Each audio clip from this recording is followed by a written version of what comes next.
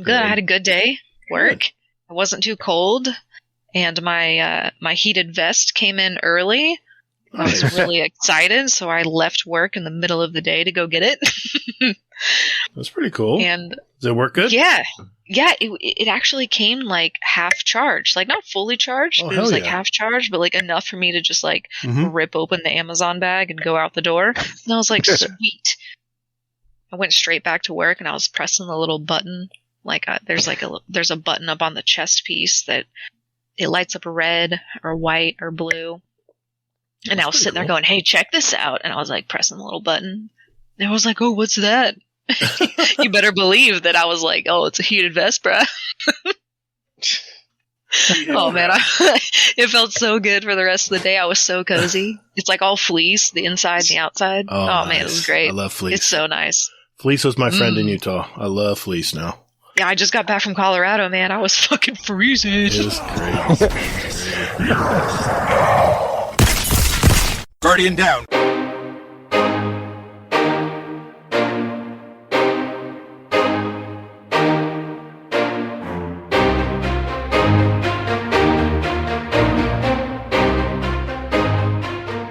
Hey, what's up, everybody? Thanks for spending your time with us today. Welcome to episode 176 of Guardian Downcast, a Destiny podcast. If you love to play the game Destiny 2, then you've come to the right place. We're a couple of gamer dads that have played Destiny since that day one release back in 2014, and we're just as passionate about it today as we were back then.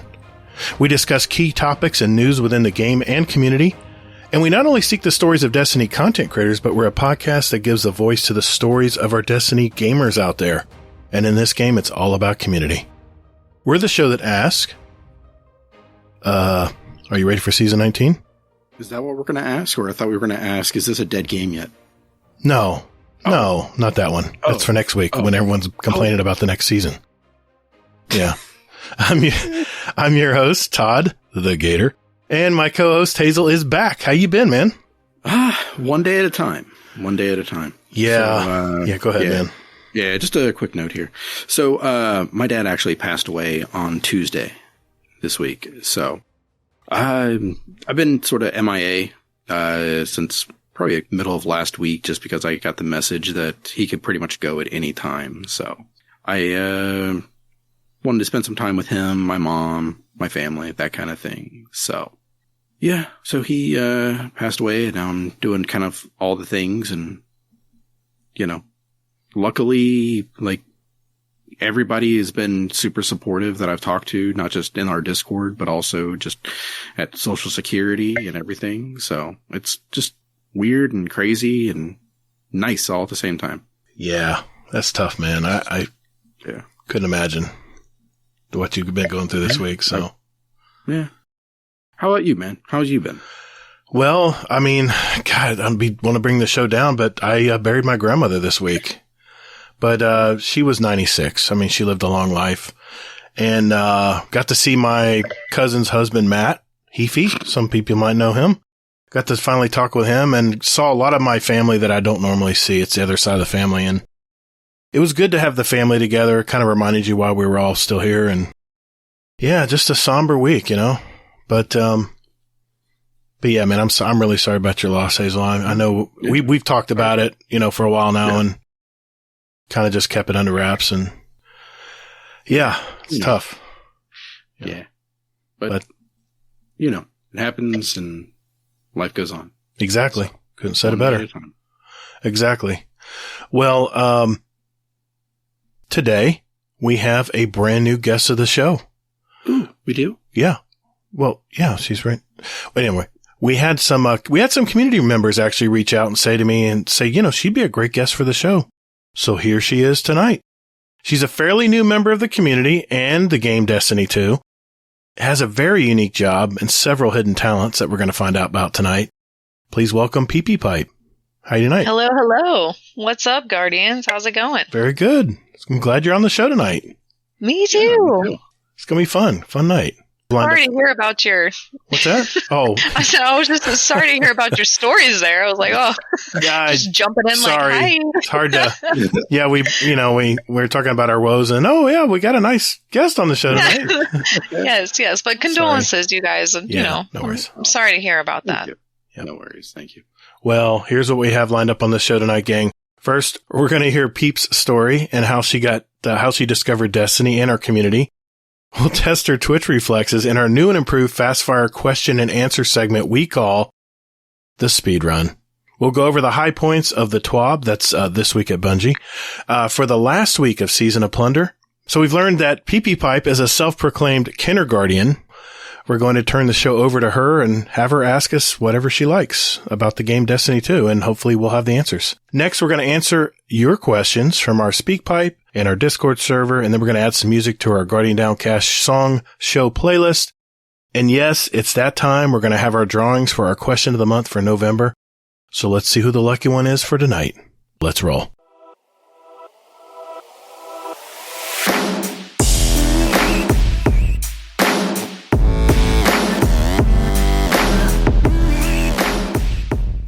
Thanks for listening to Guardian Downcast. You can find us on Twitter at Guardian_D_cast. Or you can find us on Instagram at Guardian_Down_cast and see what pics our weekly guests want to share with you. Or just visit our website at guardiandowncast.com for all the contact info and where else to find us. And you can also play any past episodes you like in any order you like, right from your browser. Man, don't or me. Hey, Guardians, while you're at it, follow our Guardian Downcast show playlist on Spotify and iTunes. We post those links in our show description every week. So check us out, and later, Guardian. Toddles.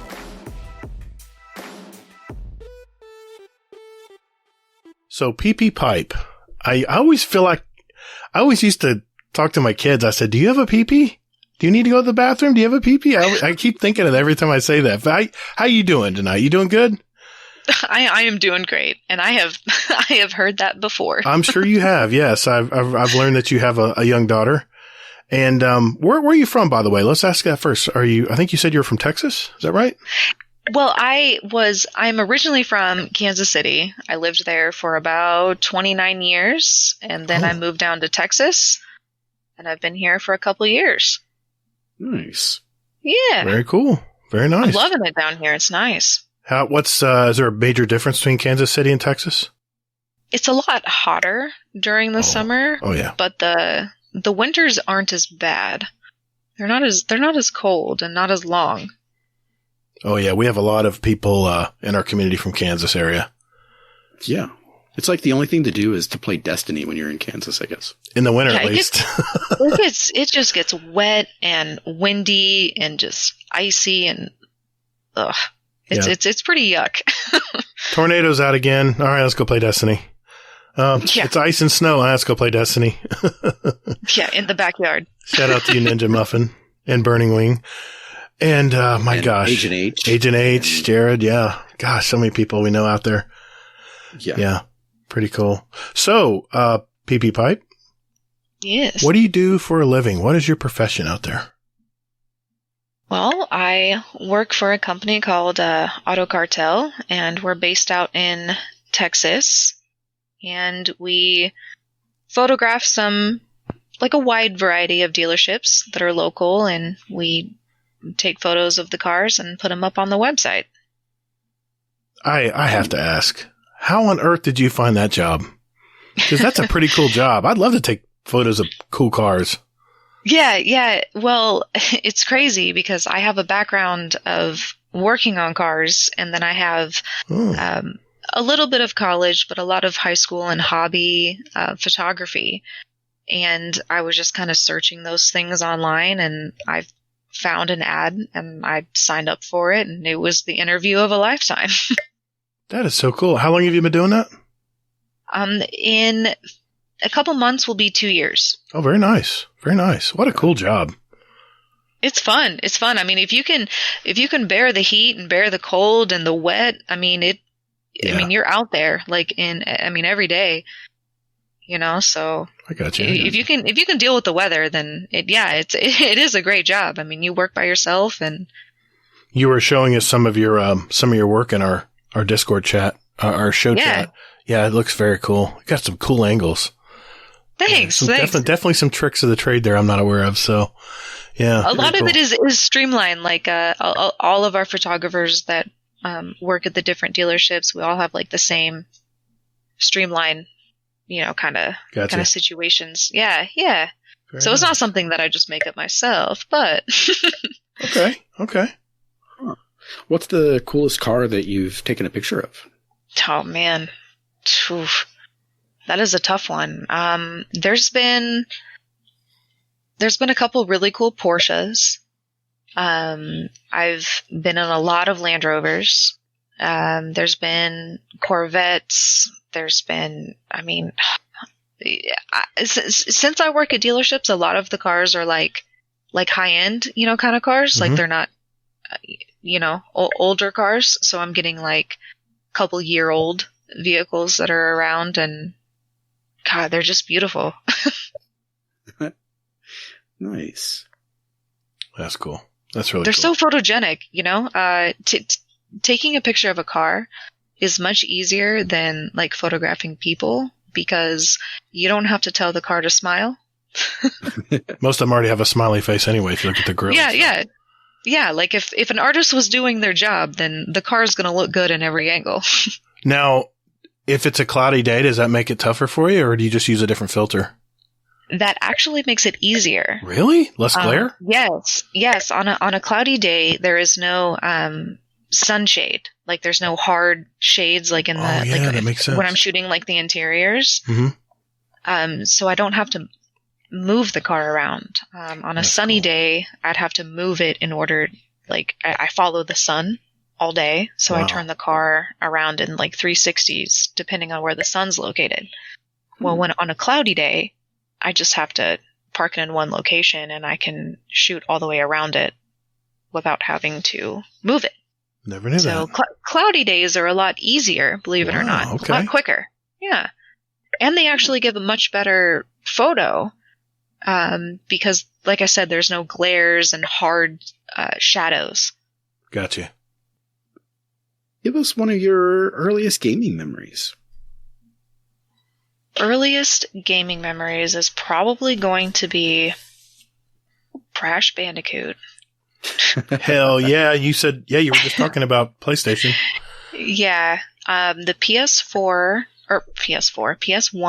was my first console. And I got Crash Bandicoot. I got Gran Turismo 1. Yes. The CTR, the Crash Bandicoot Racing, was in there.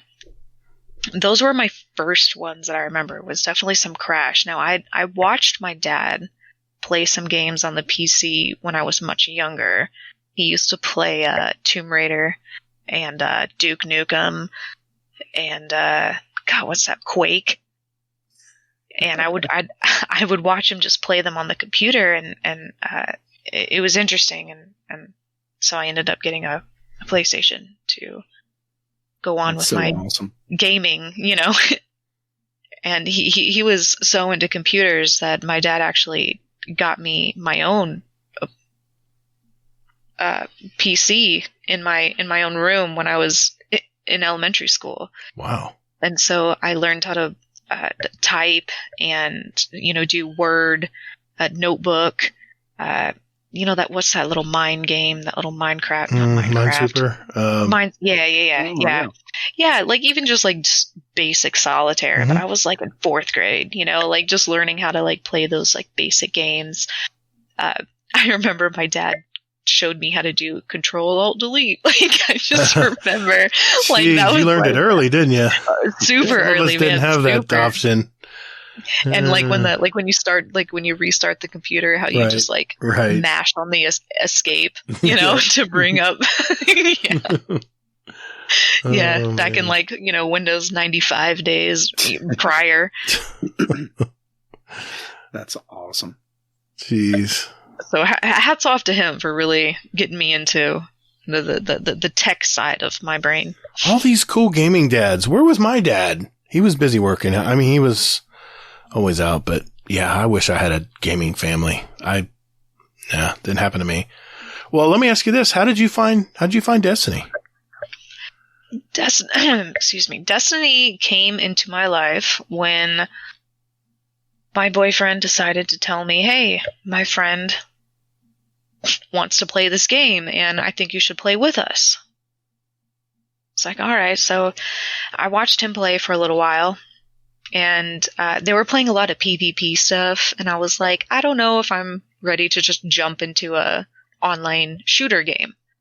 Just out of nowhere. But then I saw him play a game of Gambit and the other players weren't shooting him. And I was like, well, what's this? And so he explained it, to me. And after watching some Gambit, I decided to, all right, I'll play that with you. And 3 days later, I was obsessed. I mean, so where's this? Where's that? Because the whole intro to the game where you spend all that time before you can even get into the tower. Yes.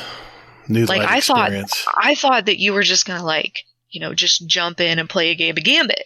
Oh no! Oh no! That's later. And then when he told me, you have to do some things, before you can play. And I was like, all right, whatever, just some tutorial stuff, and obviously it took a little while. And then I started collecting materials and collecting weapons and armor. And I didn't hear about these things yet. And I was like, wait a minute, what is all this? It's a whole new dimension. What's going on? And, so I just got really into it from there, and we played some games and played some more games and we played some strikes, and then all of a sudden I was just branching off and I was like, I'm ready. Ish. Teach me, Obi-Wan. Yep. Nice. That is so cool. All right. Nice. And he also plays with his dad, and so we've been playing strikes together, with his dad. We did a Nightfall together, and that was my first one that I actually completed, was with my boyfriend and his dad. Granted, it took forever, and I was being a whiny little noob about it, but finally got through it. They carried me through the finish line on a casket, but I got there. That's funny. Yeah, Nightfalls can be tough sometimes, especially if you're not knowing, all the rules and how everything works. But just as the first time going in, it was much, much tougher than I was expecting. Have you done a raid? Have you done a raid yet? Yes, I got the Galahorn. Oh, you did the dungeon. So yeah, I did that. Yeah, okay. But you haven't done a raid though, a regular raid. The dungeon's like a mini raid. I think I may have done one. When you say, Hazel, like a mini raid? Yeah. Kind of, sort of. Yeah, I think I did one. Maybe. No. Did we do the raid with your dad? No, it was Nightfall? Sorry. It was a dungeon. Okay. It was a dungeon? Okay. Dungeons are fun, too. Yes. In fact, we're getting a new one next season. But I've only done one or two of each, so to be fair. Okay, we got to get her in a raid. In there. We got to get her and her boyfriend in a raid. Yeah. Yep. And her dad. Or yeah. His dad. Hell yeah. The more the merrier. There we go. Yeah, that'd be fun. Oh my gosh, that'd be so much fun. That would be. We'll have to put that together. We got a ton of Sherpas that can help too. Yeah. Try to get maybe Kingsley, you or me, and Night Demon together. Wait a minute. What about me? I said you or me. Oh, I thought you meant you as in, yeah. Right. That's what I meant. Yeah, I knew that. Just me, not you, and him. And I thought he was talking to you, PeepyPipe. Sorry. Of course, her. Yes. Okay. I follow. He's got half a raid team right there. There you go. They really do. They do have half a raid team. Has your boyfriend or his dad run a raid before? Yes. Okay. Yes. So they have a little knowledge. Okay. Nice. Correct. Way more than I do. Well, I'm telling you, you're missing out. It is the pinnacle. To me, that's what you play for, is to get to the raids. It's like the end game. Anyway. I've just been playing it slow. Like I'm like one of those people that that's fun. I collect all of the things, and then when I come up to the main boss, it's like I already have the things. Ooh. That sounds very familiar to me. I had this argument with a person named Gator. I don't know what you're talking about. No. So next question. Let's see here. I believe the next question is, how are you enjoying Destiny right now? Well, at the very end of this season, because there's been 3 days as of right now left, and there's not much to do. The little mini event was kind of a weird situation. Which mini event? The one with the Elixir, with the coins. Yeah. The captain's coin. I wasn't sure if you meant that or the weird Telesto glitch thingy, yeah. Oh, that was a while ago, was it not? Yeah. Now, I heard you got your ghost shell. I did. Pirate ghost shell. Good job. I did. I was a little worried about it. Well, I guess I was just running around doing little mini things to collect tiny coins at a time, but then I was like, well, this might take me a long time. At least it gave you the option to donate other stuff, you know? Yeah, and thankfully, I had enough materials, the planetary materials, to just drop. And that brought me from 300 to 2,400 just like that. Nice. I mean, it was just instantly. You know, okay, I got to share something here. I'm totally new. This has got a total noob move. I just got back from vacation. I heard about this thing. I finally get a chance to get on. I go to the chest in the middle, and I just see it says spin metal up top. And I'm like, oh, okay. I pressed it. It donated all of my spin metal all at once. I'm talking thousands of spin metal. I'm like, what happened? Where's my spin metal? But then it said, there you go. The whole bar was full. It was like, there you go. Take it all now. I was like, okay, done. Right. That's how I need to do it. I just had enough to get to 24. I didn't waste very many. There was 2 planetary materials, right? To use, and then there was the coordinates and the map fragment. I donated those too. I dropped the planetary materials first, and that brought me up to the yellow, the golf ball. Yeah, that got me to there, and then I had just enough, and the 325 coordinates and the 50 map fragments, the max on each. I dropped those, and it was just enough to get me to 24. It was 24 something that I donated, and I was like, oh, perfect. I didn't waste, in my mind, I was like, I didn't waste any. Yeah. Because I was so worried that, like you just said, Gator, that when you dropped thousands of and they don't tell you. You're just donating them all, everything you got. I clicked A, and I saw that slow bar. Yeah, and I let off, and I was like, I feel like that's gonna do it all, because that slow bar tells me, do you really want to make that choice? I was like, oh yeah, press hold. I'm like, where's all my materials? Oh my god, I want to noob. Right. Oh well, I got it done. So yeah, you win. You still have materials left. No, they're all gone. Oh, yours are gone too? It doesn't matter. Yeah. They're going to go away anyway, right? Next season? It was all of them. Yeah. It was all of them. Yeah. But I still have Max Glimmer, so I feel like I'm winning. All right. Let me ask you this. This is a question. I think Hazel raised this at first, but I'm curious. Why video games? What is it about video games that you enjoy so much? Well, I think this is a common answer, but I feel like it's just an escape from what's going on. I like to just go into a world and just run around and, I don't know, shoot stuff. I mean, that's Destiny for me, but I do play a lot of building games, which is much more casual, and I can create all sorts of things in the building games, and it's a creative outlet for me, which is really nice. You were showing us some of those games. You want to tell everyone what those are? What games you do? Oh, where do I start? That was the next question, Hazel, so I just went ahead and jumped on it. Okay. Well, I guess it started with Sims.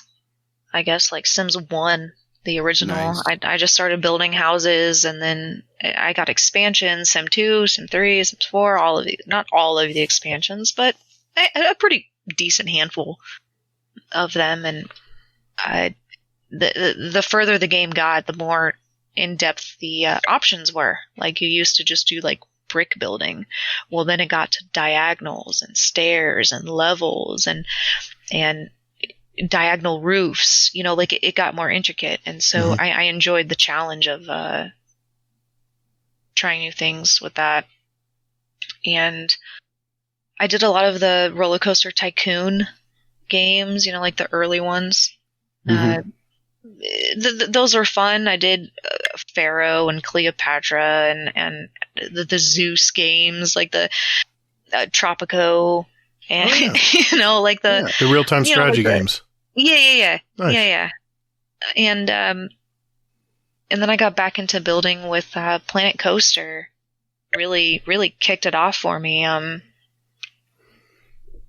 I built my first coaster and I posted it online, and it immediately went to some spotlights, and I thought that was incredible. It got a ton of views and downloads. Like when you build in Planet Coaster, you save it as a blueprint, and then people can download it, and then they place that blueprint in their theme park that they're working on. So if they're not good at building coasters, then that person may search for a coaster to put in their park. So I built a couple coasters, and then I built a couple of decorations. I built some buildings, and then my name got pretty popular in Planet Coaster, and so I wanted to find a way to get the mass downloads and searches. And so I built a McDonald's, and then I built a Taco Bell, and they were named, you know, McDonald's and then / PeepyPipe. I mean, it blew up. I mean, people would search PeepyPipe or they would search McDonald's, and they would feed off of each other. And wow. I just kind of figured it out, I guess, that if I brought someone to this download, that it would bring them to another download. And then I put them into groups where if you would click on the McDonald's download, it would ask you if you wanted to download the Taco Bell or the Panda Express or the Dunkin' Donuts. Like, I saw that one.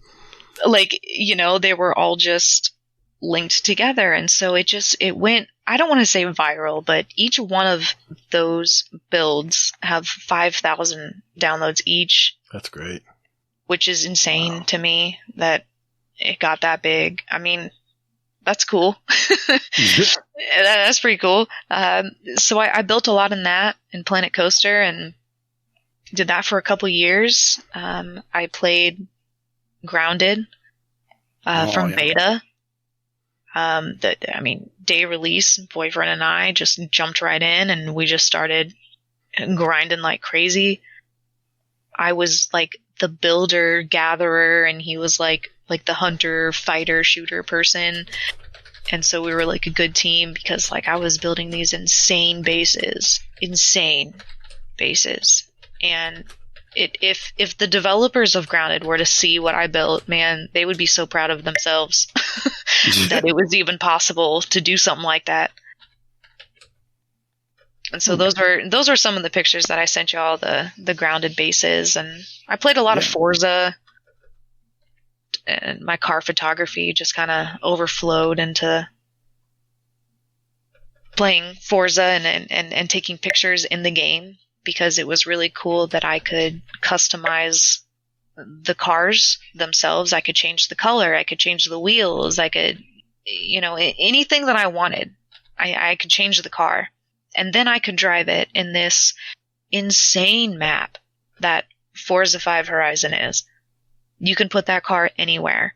and take an insane photo, and it's so photorealistic, and I have 50 of them rotating on my wallpaper. So that's great. Wow. I'm just amazed. I mean, I was looking at your pictures and my wife saw one and she's like, is that real? Is that a real car? It looked photorealistic, didn't it? A lot of that has to do with the game. Yeah, but I mean, I use what I know in real life with the zoom and the aperture and everything to make it look as real as I can. Wow. You take amazing pictures. Do you make it feel like work almost?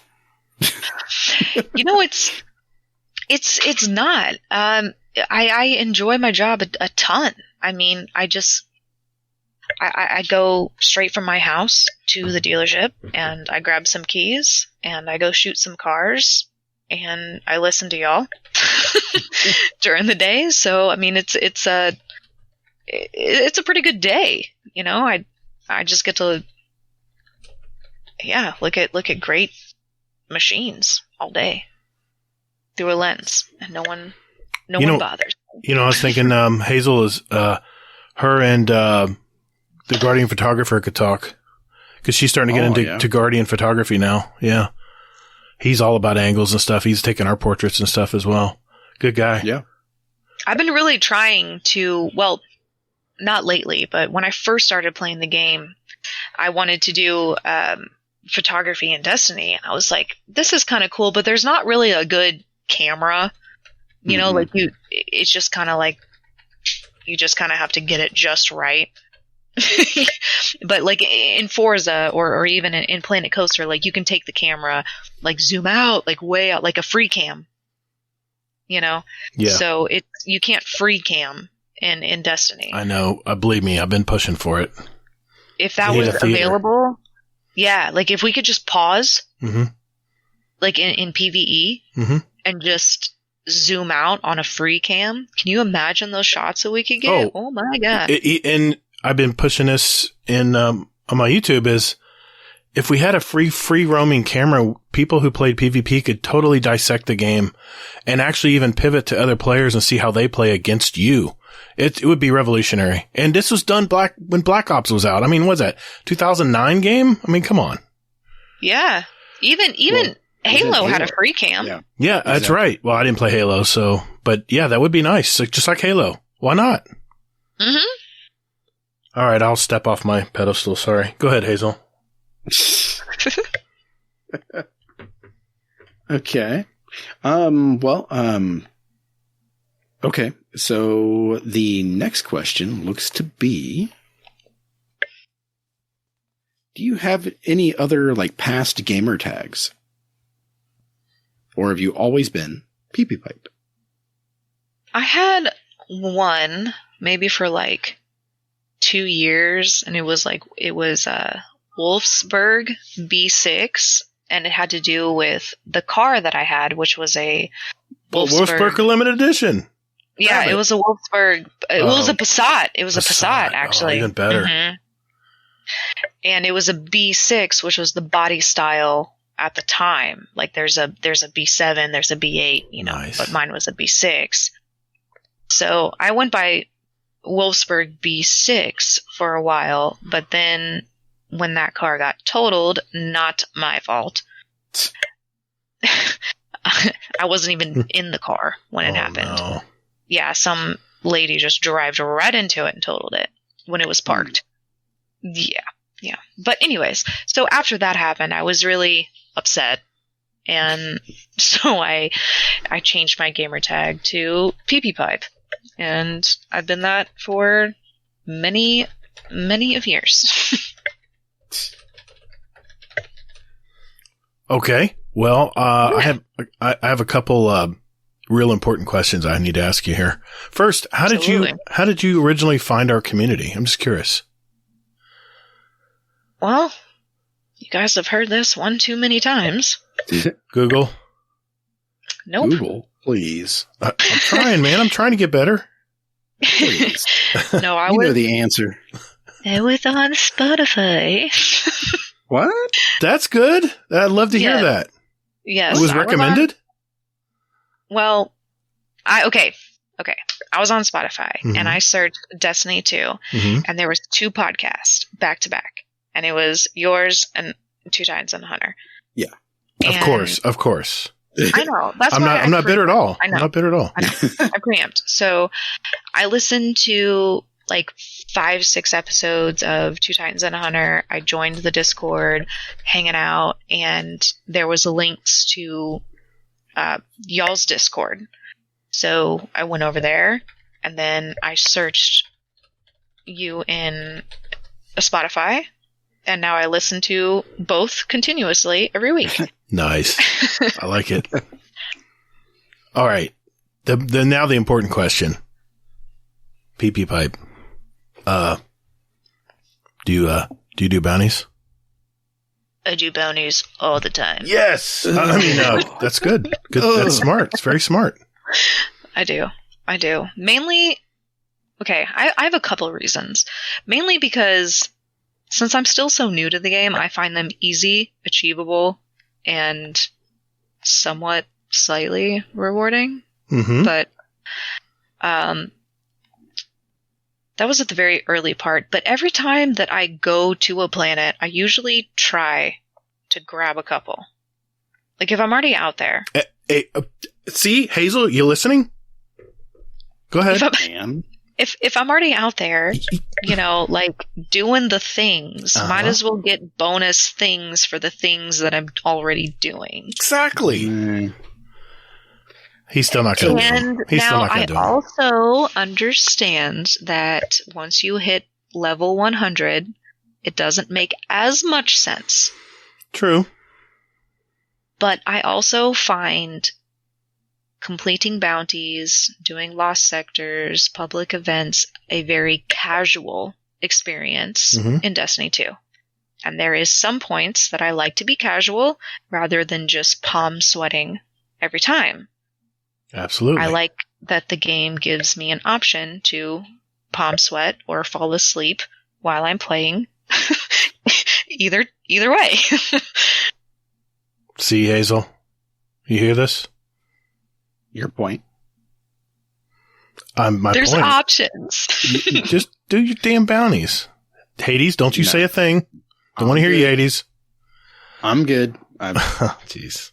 I mean, I think this is going to probably be the last season that we even have bounties. Do you think so? I don't think so. In regard to, like for leveling and things like that. Oh, you think so? And when you're in orbit, there is absolutely no reason to not get on your phone, go to the Destiny 2 app, and just grab some bounties before you get there. She's reading my mind. There's no reason. Nothing. I'm sorry. I'll be easy on Hazel tonight. All right. I wrote this one in because since you are a new player, I'm just curious. We'll get into this a little later, but if you were to name one thing in Destiny 2 that is the most frustrating thing, what would you say that would be? Bounties. Oh, God. Sorry. No, it's definitely not bounties. It would probably have to be the lack of direction in game. Yes. Yeah. Now, I know that I am talking to veteran players, but there are some new players out there that when you jump into the game, you do the whole tower thing, and sure, you get a little taste of what is what. But when it comes to being efficient, when it comes to spending your time correctly, which I guess is efficient, but even sometimes when you get quests that have no direction, I can't tell you how many times that I have to Google a quest because I have no idea what it means. And so I think that there should be a little more direction maybe in-game rather than relying on so many outsources to find information. Yeah. No, I agree 110% to that, Especially if the game expects you to spend so much money. Yeah. Yeah. Noble doesn't expect you. It gives you the option to spend money, but come on. Yeah. Okay. So, do you have any hobbies? It sounds like you have a few, aside from gaming. Well, hobbies. I am quite an artistic person. I like to sketch. I like to draw. I like to be in a creative space. I don't know. I like to organize things. I like to do a lot of photography. There was maybe a question. We'll get there. I don't do a lot of photography outside of cars. But besides my kid, I do take a lot of pictures of my kid, like with my big camera, not just my phone, but like, the big girl camera. Right. The one that clicks when you press it. And gaming, outside of gaming. No pressure, Not too much. Not too much. I do like to, like I said, just draw a lot. I like to sketch things. Your sketches are amazing. They are. Oh, I like playing pool. Thank you. Thank you, by the way. I'm trying to do some more. I'm a little rusty, but I've been doing it forever. But I do like playing pool. I like bowling. Oh, you like bowling, do you? I do like bowling. I've been hearing about your leagues and your fancy balls, and that's really cool. I do have fancy balls. Now, what is your what's your average? Well, I am definitely not good at it. I go for fun, like on Christmas parties. But okay. Back in the day, my dad and I were in a father-daughter league. Oh, so cool! And it was really fun. I do remember just like dancing with him a lot, like when we would get strikes. Well, That's when so he would cool. get strikes, the bumpers were up for me, but that was always a good memory of mine. Cool. And recently we went to a Christmas party for my job, and we were bowling, my previous job, and I was actually bowling really well, and it was really weird. Like, I started kicking out the leg. You were you know what I mean? Little English. Like, I got you. Like I was getting real low. You got to dance to make the pins dance. Yeah, you got to do that. And it was that's so cool. Man, it was just real funny that like every time I put that toe out, I was like, Dad. Oh God, that's I'm doing hilarious. the toe. It's hilarious. You got to point to the pin too. When the one's about to knock down, you got to turn around and point at it and say, "Yeah." He showed me the spin. He showed me the spin and the chalk on your fingers and the wristband and everything. Dude, he showed me all of that stuff. So cool. Really young, That's so cool. And we Leagues did a are lot fun. of Leagues are playing fun. pool. Nice and stuff. He gave me his dad's pool stick, and so I have my grandfather's pool stick, and it is. Apparently, it gets a lot of attention everywhere I go. I am no shark, but I do enjoy. You have a balabushka?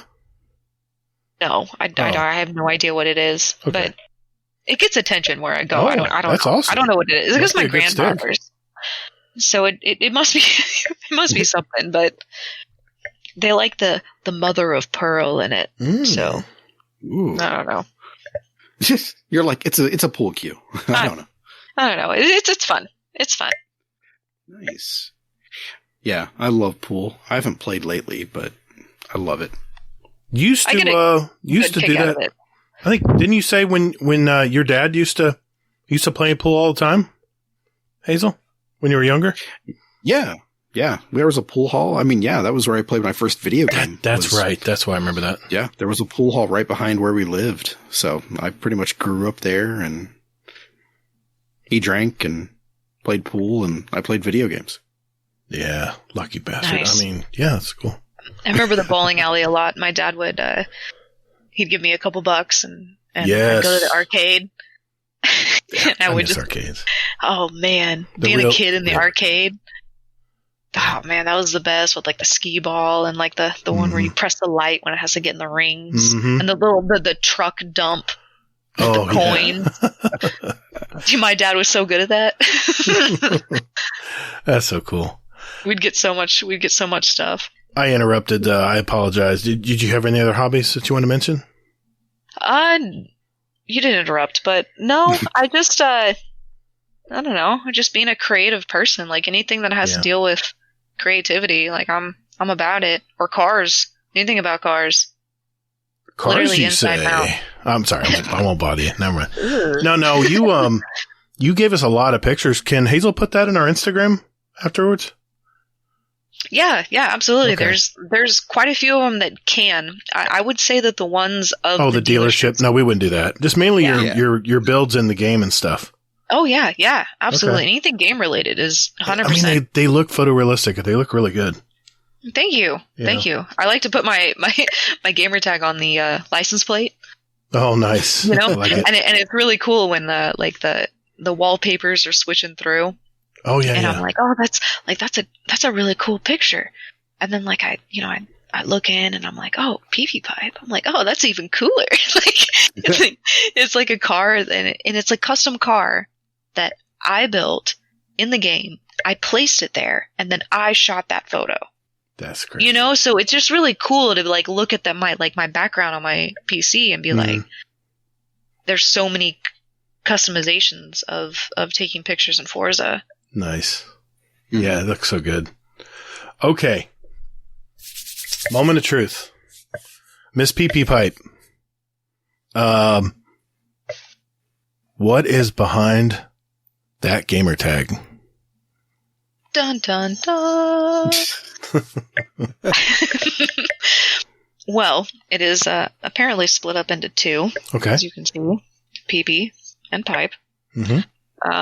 Peepy is from a long time ago when I played Call of Duty with some friends and we got into a clan and I say clan with quotations. And I was always sent out to be the scout, and I was really good at communicating with my team. So I would be like sent out and I was really good at sneaking around and not getting caught because we would do like hardcore like matches in Call of Duty. Mm-hmm. And so I would sneak around and I would be like peeping. Oh, so you're recon. Like, gotcha. Yeah. So I would be like peeping around corners. So it was like peepy. Like, so that just kind of came with that. And, I just like to smoke, and that's where Pipe came from. I figured that. I mean, Fat Bloonskis, that threw me at first, but then I finally got that reference. But that's just part of that. Cool, man. I like it. I like that. That's cool. I never would have guessed the Call of Duty thing. That's pretty cool. And when it just like rolls off your tongue, like it just sounds like a name that can be easily. It's hard for me to say because I keep thinking of my son who has a dirty diaper. I know. Go pee-pee? I've actually been told that before. It's like it reminds me of like little. I'm like, okay, well, I'm a dad. No, it's all good because it was from another dad. So. Oh, okay, I got you. Yeah, if that makes you feel better. Nice. If it makes you feel better, I didn't ever think that. So of course you didn't. Right. Liar. No, I didn't. Okay. You never asked your daughter if she had a pee-pee? Well, yeah, but that's the spelling. It's the spelling. Exactly. Yeah. Oh, okay. I see what you mean. Okay. Yeah. Oh, well. Okay. It's a Florida thing, I guess. I don't know. Yeah. We'll stick with that. Okay. All right. So in an effort to save Gator some shame here, let's see here. Okay. How about this? Do you have any motto, or do you have a motto or mantra that you like? And if so, what is it? Or a couple? Yes. This one is from my mother. There are always people with more than you, and there are always people with less than you. So just be thankful for what you got. I like that. Nice. And I mean that in like a bajillion different ways, not just items. You know, be not thankful. Just you know, there's someone that is better at basketball than you, and there's somebody that's not as good as basketball. I mean, that's like for everything. Right. So just be thankful for what you know and what you can do and what you got. Makes sense. For sure. You can't be the best. You can't be the worst. So. Gratitude. Just don't mean not like can't be the best. I mean, you can be the best that you can be, obviously, but just know. Totally get it. I do. Nice. All right. I'll finish. Do you have something to say, Hazel? No, I was just saying that's nice. All right. I'll finish out here with, my favorite question, and that is PeepyPipe. What is one thing about you that our community may not know about you? Well, they figured out that you're a woman. That's one. Yeah. Surprise. Yeah. But other than that.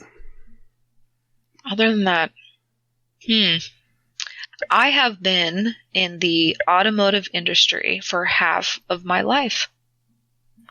Wow. And where did you start?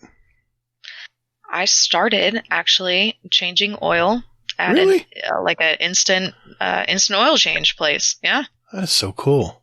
It was my first automotive job, at least, and I changed oil, and then I went to a shop, like I had my own bay, and I did oil changes there, and like tire rotations and like flushes and like whatnot. But I realized that like I'm a small stature person, and you get paid in the shop by how quickly you do the job. Oh. Well, so some of the big guys would be able to change the tires much quicker than I would because they were just physically stronger. Sure. Now I had tricks to roll the tire up onto my knee and jump it up and, right. You figure those things out, but it is still slower. And I realized that I just wasn't making the right kind of money. So I changed to, oh my gosh, detailing and window tint and audio install, body work. Nice. I mean, I took my jobs as an education. Yeah, you did. More than anything. Like I would work at a place and I would learn the trade. And when it was the appropriate time to find somewhere better with, just more benefits or whatever it may be. Right. Then I would learn a new trade somewhere else. And that's so now smart. I'm just kind of like, thanks for paying me for my education. Now, Granted, I don't have a piece of paper to be like, hey, look Doesn't at my matter. degree. It's overrated. But I also don't have debt. Yeah, it's overrated. I try to tell my son this. I'm like, son, yeah, they're working you to death. They're taking advantage of you. Yes, you're probably not getting paid what you think you need to get paid. But take it all in, son. Learn how to do all of these different skills. And then if you want to start your own business or you want to go somewhere else, you have all of these skills in your portfolio. And I have to ask, when you go through when you bring your car through the speedy oil change, do you call those guys out that tell you need wiper fluid and stuff, or the turn signal fluid? Well, first off, I don't take my car. You do your own oil changes now? Absolutely. Oh, wow. Absolutely. Very cool. Very nice. Gators in love. I'm just impressed. I'm impressed. I mean, I pay to get it detailed like on the inside. Yes. But I don't let anyone touch the paint because I detailed, myself for many years, and I know better. Like I just know better. That's so cool. Like I just know what I know, and I keep it from getting myself scammed. I guess. Right. I have to ride with my daughter every time because she doesn't. I've taught her how to check the oil, but does she know how to do it? No. You try to teach them, but oh well. Anyway, that's a dad issue, not mine. Well, hey, PeepyPipe, thanks for sharing your life with us tonight. Absolutely. Yeah, very cool. Well, Hazel, you gonna be able to stick around for the next event, the speed run? Yeah, I'll do the speed run. Awesome. We'll do that right after this. Call the Praxic order. Call the Thanatonauts, the Ginseng Scribes, call everyone so they can witness you. All right, boys and girls, this segment is called the Speed Run. This is where we have a database of over 385 possible questions for our guest, and PeepyPipe here will have 90 seconds to answer as many as she can. These are short 1 or 2 word answers, and at the end of the year, the guest with the most answer will win a prize and title of 2022 Speedrun Champion. The questions are custom curated by me, so no one can memorize the order, and just quickly answer what comes to mind. Tonight, I'm going to read out the questions from my list. Hazel is our timekeeper and quality control expert. In the event of a questionable answer, Hazel's decision will be final. Our leader, still, and no one's even touched him, is Mr. Rodimus Prime with 41.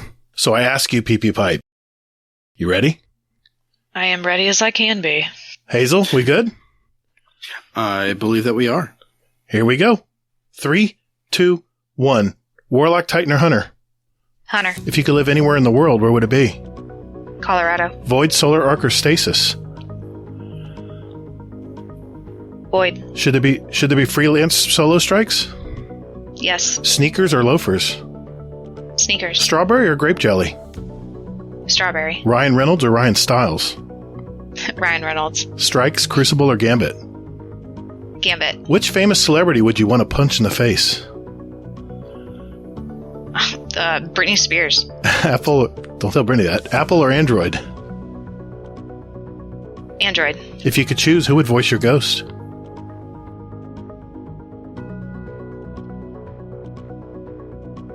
No? Did you say something? Ryan Reynolds. Human, Awoken, or Exo? Human. What's the best sandwich? Boy, you're really thinking these. Okay, Eris Morn or Marasov? That's a good answer. Eris Morn or Marasov? Eris. What's the worst job you've ever had? Oil change. What's your favorite Destiny planet? The moon. Pulse, Scout, or Auto Rifle? Auto. Toilet paper roll, under or over? Over. Light or darkness powers? Light. How long does it take for you to get ready in the morning? 30 minutes. Gold or silver? Gold. Ikora, Kate, or Zavala? Ikora. Simpsons or South Park? South Park. What number am I thinking of? 12. Wired or wireless? Wireless. Morning person or night owl? Night. All right. Not bad. Not bad. You kind of struggled out of the gate there, but you came back strong. You came back strong. No, you were thinking, you know what? You were thinking about the answers. I like that. Honest answers. Good. Yep. Well, Hazel, how did she do?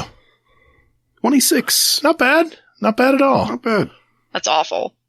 No, that's not bad at all. No, I'll tell you, most of our guests range anywhere from 25 to 35 questions. 35 is on the high side. Brittany's going to be so mad at me because I have the general chat open on Discord right now, and I saw I just opened my eyes and I was like, Brittany, Britney Spears. I was like, I'm so sorry. It wasn't personal. That's all right. She understands. Amazing. Well, good job. Well, just thanks for having fun with it. I really appreciate it. Oh, for sure. Well, hey gang, do you have a great question for our speedrun for next year? If that's a yes, join our Discord and enter them into our Speedrun Question Ideas channel, and we'll add them to next year's speedrun. Just remember, they need to be yes or no, 1 or 2 word answers. Either or questions will also be accepted, and don't forget what's your favorite. I like those. At the end of the year, we're going to have 2 drawings for a $25 gift card of your choice, and you can enter up to 5 questions to go into the drawing. We need some creative questions out there, gang, so let's hear them, and good luck. And if you're enjoying what you've heard so far in our little show, and you know someone who plays Destiny, do us a favor and share the show with them. All the links are in our show description right down there in the description. All right. Sounds good. We're going to move on to our next segment, and that would be This Week at Bungie. Hey, Hazel, we need to record another ad, my dude. Haven't we done enough of these? Yeah, I know, but we're getting feedback from our community that they're getting old, so come on. Let's just do it real quick. All right. Do I need to run this by Laz first? No, we're fine. Hey everyone, we just wanted to let everyone know that if you're looking for a clan, we have a Destiny 2 clan, and we invite you all to be a part of it. All we ask is that you join our Discord community and just enjoy playing the game. We will communicate with you there, and you'll also be assigned a special clan role as well, and a channel. So look for the invite link in our Discord, in our GDC clan channel, or you can click the link right down there below in our show description.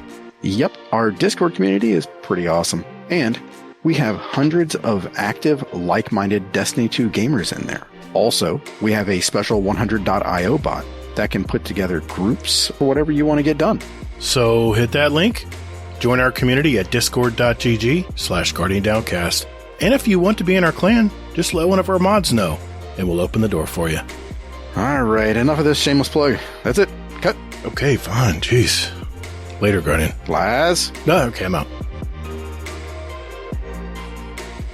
All right. This week at Bungie, the last week of Season of Plunder, and I'm sorry, Hazel had a lot of stuff he had to do with family today, and he was exhausted. I just thank him for hanging around through the interview and the speed run. Thanks, Hazel, for hanging in there, buddy. And just rest up, man. I know you've been through a lot this week. So you got me, folks. You got me. Oh, and some other guy named Rodimus, maybe the speedrun champion. Is that me? That's you. The speedrun champ is going to help us finish the show out tonight. Hey, thanks for helping out, man. Wait, I wasn't beaten today? What's going on? No, I only got like half. Yeah, your record's still intact. I have a feeling you're going to be all a champ. that talk today? All that hype. We have a few more guests, but I don't know. We'll see. I stuttered on celebrities. Oh, no. It wasn't the sandwich one, was it? No, it wasn't the sandwich. Well, no, it was that. What celebrity would you want to punch in the face? And she blanked. Oh. Yeah, I did. She did fine. And I didn't want to say ham and cheese because I feel like everyone says ham and cheese. She said toasted cheese. That was perfect. There you That's go. my favorite sandwich. Yeah. But the good news is you get me with the twab. There you go. Oh boy. Well, I'm sorry, folks, but I'm not going to read it word for word. That's not my style. So we're just going to go over the highlights here. And if you want to read it, Bungie.net, it's right there. So, just a quick intro here, and this is from Hippie. Hippie did it this week. And she says, now that we're back from Shanksgiving, we've got a few more things we need to wrap up before the new year ahead. And boy, did they. There's a lot of loose ends they tied up this week. They're talking about their latest adventure into unknown lands, this time channeling incredible characters from one of Ubisoft's most iconic franchises. We've also got a sneak peek at even more weapon tuning ahead. We'll slightly get into that. A fresh look at some new gear, and the community weapon ornament voting has begun. And we'll have a special sit down with the artist herself to talk about the process coming later this week. I will not be covering that, so you'll have to read up on that if you want to actually see the actual interview or read the actual interview. But a few things here is, like I mentioned earlier, Ubisoft is getting involved with a little crossover action here, and we're going to start getting some new armor ornaments from the game. And I'm excited. I gotta admit, they look pretty cool. Pretty cool. So we'll have to see how it turns out. And I guess this is something that's coming up in the new season. So I guess it's probably part of, wouldn't you guess it was probably part of either Solstice or maybe it's just an Eververse. I don't know. It's saying it's coming December 6th. That's the new season. So okay. That Warlock helmet looks sick, though. Not gonna lie. I gotta say the Hunter helmet even looks better. I never say, well, Hunters always have the cool gear. Anyway, so that is that. They did want to mention that, they're talking about the Iron Banner, the Trials of Osiris, and the Nightfall. There's stuff that is leaving. There's stuff that's arriving. Just know that, the sidearm, the Forgiveness sidearm, the, Whistler's Whim bow, the Inquisitor shotgun, the Burden of Guilt fusion rifle are all staying. And, unfortunately, the Aisha's Embrace, which I love that scout rifle, and the Reed's Regret, which I do have a depth form of that too, will be going away. So if you have those, hang on to them. Iron Banner, there's a new auto rifle called the Dark Decider coming, and the Ganora's Axe slug shotgun, which I know about that one, but the Dark Decider, I don't think I've heard of this one. Must be a new auto rifle coming. I may be wrong. Don't quote me on that. But what is staying?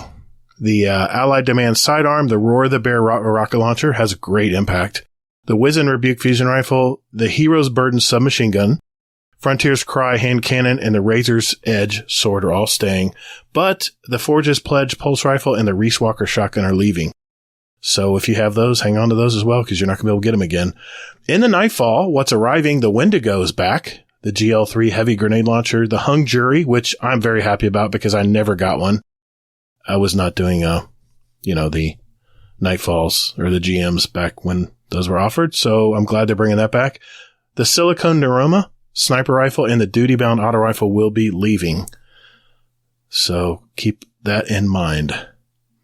They have they were showing a new seasonal weapon, and it looks to me like it's a high impact. If I was to guess, it's a Haka weapon. It looks like a high impact pulse rifle if I was to guess, but they have three new. Those look pretty awesome too. The ornaments look fantastic. This is something I'm going to work for now because especially the Gambit one with the snake looks fantastic on this gun. I want to get more ornaments. Oh, Eververse. Bright Dust. Eververse. Bright Dust. If you go to Eververse, Bright Dust, they offer weapon ornaments all the time for Bright Dust. You just go to the Bright Dust section at Eververse and it'll tell you what's available this week. They reset it every week. So just keep looking there. You see something you like.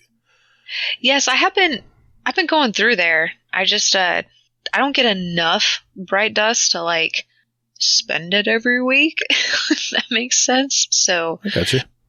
I just, I save it up for something. I like to get at least 5,000 of it before I try to buy something, cause I know that a lot of the things cost 35 or plus, They usually do. The good stuff's $32.50.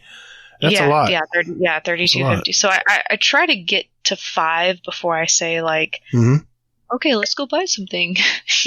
I peruse, and then if I see something I really like, then I'll go jump and try to get some more Bright Dust. But here's the thing. If they would only give you Bright Dust for repeatable bounties, then people could farm, effectively farm Bright Dust. You can only get Bright Dust on repeatable bounties in the Crucible, in Gambit, and in Vanguard. But with Gunsmith, the repeatable bounties, which are so easy to complete, that'd be a great source of Bright Dust, but for some reason we just get XP, which... Just a friendly reminder, we're in a TWAB, not bounties. Sorry. Yeah, that's why Rodimus is here, to keep me on track. They do mention weapon philosophies and the art of running the div.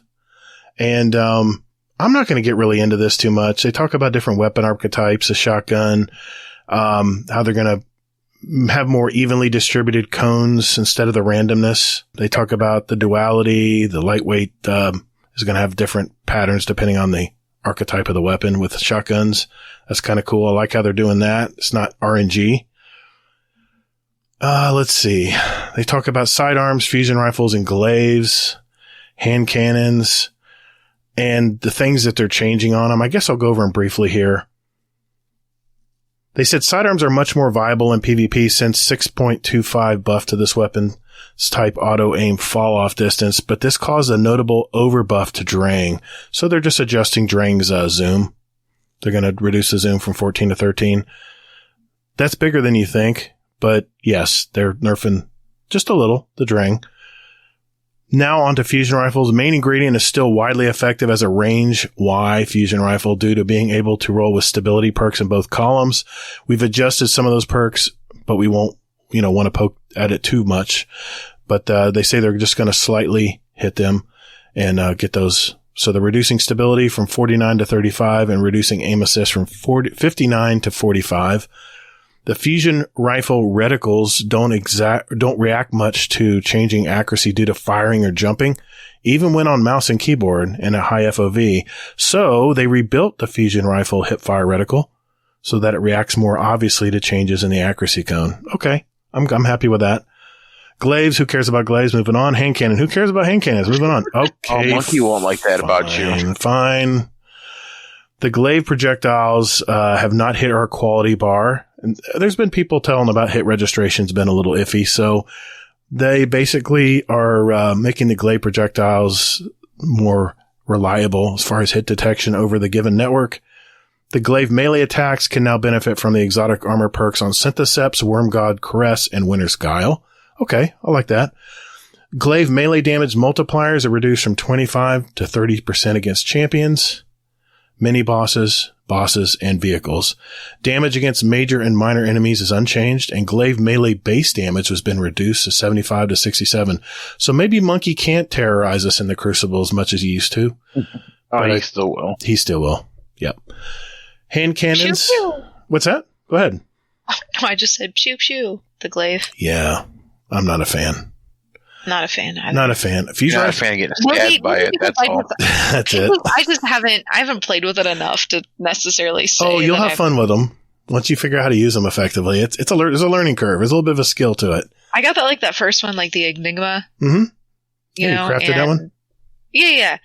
And like I played with it for like a little bit and I haven't picked up one since.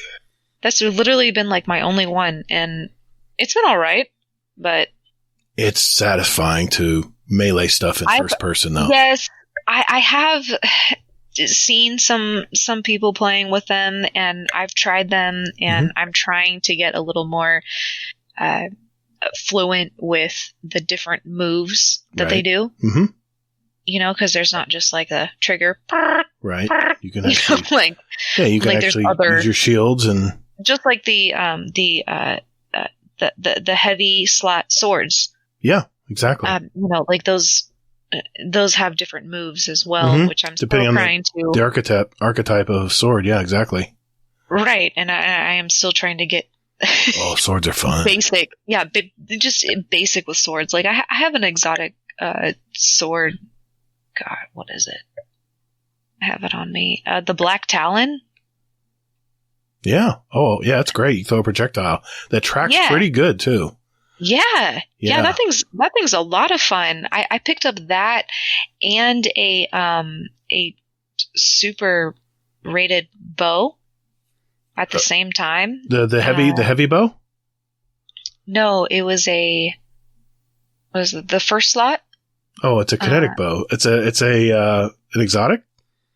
No, it's not an exotic. Oh, geez, where is it? You two back into the twop? Oh, wait a minute. Are you talking about the Lunalata? Oh, no, sorry. It's in the second slot. It's a wolf tone.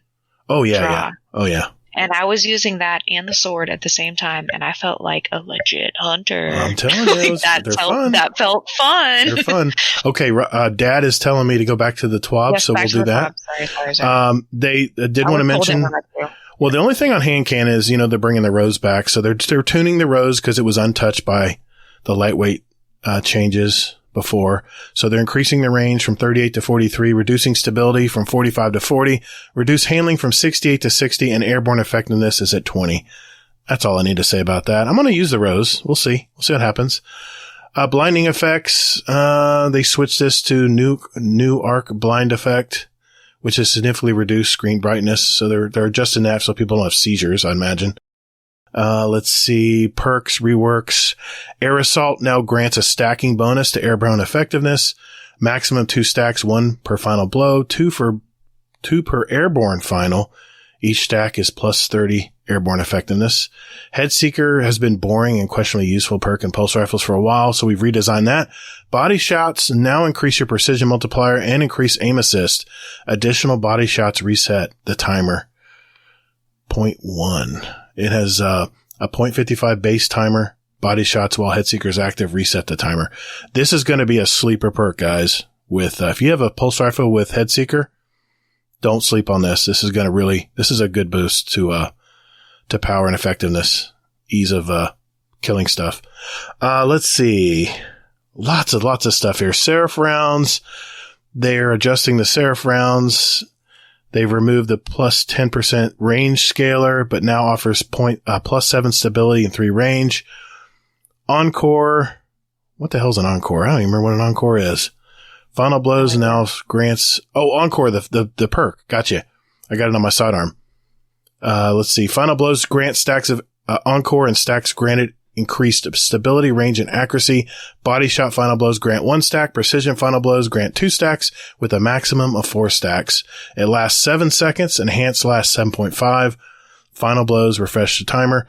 Plus 8 to stability, plus 5 to range, and plus 1.25% accuracy per stack. Tunnel vision plus kill clip is not being refreshable while active and has always been counterintuitive, so we've now set them up to allow that. That being said, this makes Kill Clip too strong compared to other damage perks, so we pulled it back a little. The duration of these buffs can now be refreshed if activated while already active. Reduce Kill Clip damage bonus from 33 to 25%. We'll have to see how that affects stuff. Kill Clip's pretty powerful in the Crucible. Let's see here. Buffs. We want players to be able to use the Haka Breach Armaments Origin trait to bring down Ward of Dawn, Well of Radiance, and Stasis Crystals in PvP. So they've increased the damage versus the Ward of Dawn and Well of Radiance by 30%, 60% with the Artifact mod. Oh, there's an Artifact mod with that. Wonder what that could be. Breach and Clear, maybe? Breach and Clear? Maybe. Damage bonus against Stasis Crystals has been increased by 15%, both base and with the Artifact mod. Oh man, Breach and Clear. It sounds like Breach and Clear is coming back. A Gut Shot Straight. Shipped a little weak on auto rifles. Boy, it did it. So we've bumped it up a little. Increased bonus auto rifle shot damage from 10 to 20%. Compulsive Reloader. Reload speed is enjoyable, but on certain weapon types, it doesn't remain active enough deep into the magazine. So it now remains a little bit, now remains active down to half ammo. Gosh, I need another drink. Jeez. I do not. There's a lot. There's a lot in here. I do not envy Hazel's job. Hazel's laughing his ass off right now, by the way. I'm sure he is, so. I hate my job. Okay. I could read it. The high impact frame. Oh no, I gotta do it. The high impact frame intrinsic perk can be hard to use since it switches off with little movement. We've tweaked this so that the slow movement, in other words, crouching and strafing, doesn't deactivate the perk. So now allows a small amount of movement instead of turning off with any movement. Okay, I like that. Ambitious Assassin, they increased allowed time between kills from 5 seconds to 7. Well-rounded, the duration has been increased from 10 to 15 seconds. Stacking the effect will reset the timer.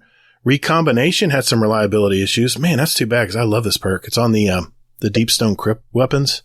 So they made some tweaks and adjusted the damage. This was important since this is now available on new weapons. So they've tweaked to make this function in PvP as intended. Okay, I like that. Now grants up to 100% bonus damage at max stacks in PvE, 50% in PvP. This might be a new perk to use. Zen Moment provides an extraordinarily strong, if not well understood, reduction to recoil angle, but missing would reset the perk completely, making it difficult to sustain. No longer deactivates on a miss, and now has a 1 second timer. So if you're missing, get back on you have 1 second to get back on target. As part of the work on Divinity this season, we've looked at other related hiccups, including rewind rounds. Say that 3 times fast. Rewind rounds now work as intended when hitting the cage created by Divinity. Genesis has always refilled weapon ammo on breaking shields in PvE, but that hasn't been the case in PvP. That is true. We've determined that it was a safe call to remove this restriction entirely. Now triggers on breaking players' shields. I've always wondered that on this perk, and now it's true. I like it. One quiet moment wasn't really doing the job of providing fast reloads out of the combat in cases where the player has dealt with all nearby threats, so we made the following change. Faster reactivation after a final blow. Oh, let's see. Some nerfs. Box breathing, reduce the damage on scout rifles by 5%. I don't think that'll be felt. Unstoppable forces damage, reduced damage bonus from 30 to 20%.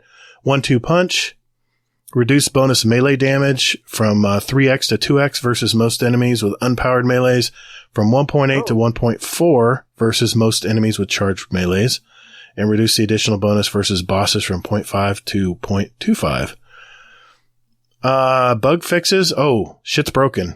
Damn, I finally get to say that. Shit's broken. Shit is broken. Yes, enhanced perks got a bunch of stuff they've fixed. You'll have to look through the TWAB to see that because it's at the long list. They fixed a lot of the enhanced stuff, including enhanced chain reaction. Hell yeah. Updated the description as this provides a different benefit to swords. Okay. So check that out. They've worked out a lot of the bugs in that. So maybe shit isn't quite as broken. Still broken. Tell me that this week. Gee whiz, I've been able to hardly log in. It was very broken. Oh yeah, I got kicked out of game 3 times within 15 minutes with an error code Weasel. I got Weasel. I got Centipede. What else did I get today? I was like, all right, I'm going to work. Good thing I worked all week. Yeah, I'm kind of wishing I did. All right. Exotics. They've reworked a bunch of exotics. And this I do want to make sure we spell out, because I have a video coming out soon talking about the Monument of Lost Light, what weapons to get from that. And they are changing a lot of stuff on these exotics, which make them just brutal.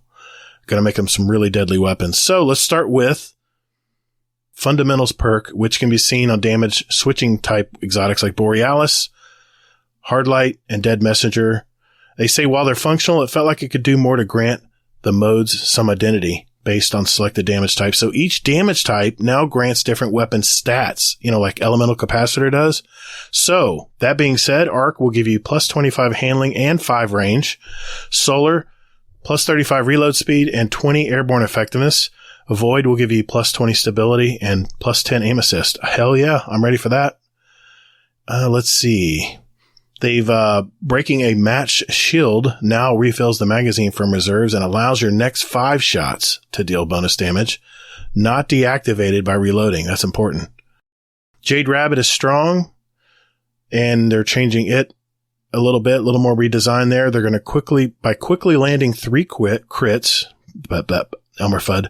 Quickly landing 3 crits returns a round to the magazine and increases the damage of your next body shot. Stacks up to 3 increased damage body shots, resets if you reload. Now, they did a lot of nerfs to a lot of exotics, and they were saying that 3 weapons that kind of dominated the raid exotic weapon usage, largely because of their effectiveness and their ammo efficiency. I wonder what those could be. Witherhoard, Divinity, and Arbalist. I mean, you could bring Arbalist in anything and break shields and disrupt champions pretty easily, so makes sense. Mm-hmm. So, what they are going to do is, well, they talked about Divinity, how they're changing that a little bit. They're making the cage a little smaller. What else did they do to change it? A few other things we talked about in the last from 12. 30% to 15%. There we go. You can still self-buff it to 30 yes. if you combine it with Tether okay. or Tractor Cannon. I'm good with that. That still makes it usable, It looks like they reduced the seconds for Witherhoard from 7.5 to 4.5. Not happy. But they're not. If you do the direct hit, it won't affect. It will still be the normal time. Yeah, but the Witherhoard really isn't a direct hit weapon. It's more like an area of effect weapon. So it's 3 seconds. You'll be okay. Just make sure you have a nice fast reload on it. Reload on your gauntlets and just be able to reload it quick. You'll be good to go. Yeah, Witherhoard is still going to be strong, guys. So don't throw away Witherhoard. It'll still work, but they just, they've only reduced the duration in half. Nothing to see here. Okay. We talked about that. Gallahorn is, let's face it, everyone uses the Gallahorn still to this day, even from Destiny 1. Maybe. Mm-hmm. It's not that bad. They're only reducing the damage by 25%, but the Wolfpack rounds are unaffected. So it's still going to help your legendary rocket launchers around you. So you'll still only need to use one of them in a raid. They're just reducing the actual damage of the weapon you're using if it's a Gallahorn by 25. That's not too bad. I think that's livable. That's not obliterating it where no one's going to touch it. Now this next change, I'm thinking of I'm thinking of you, Respawn.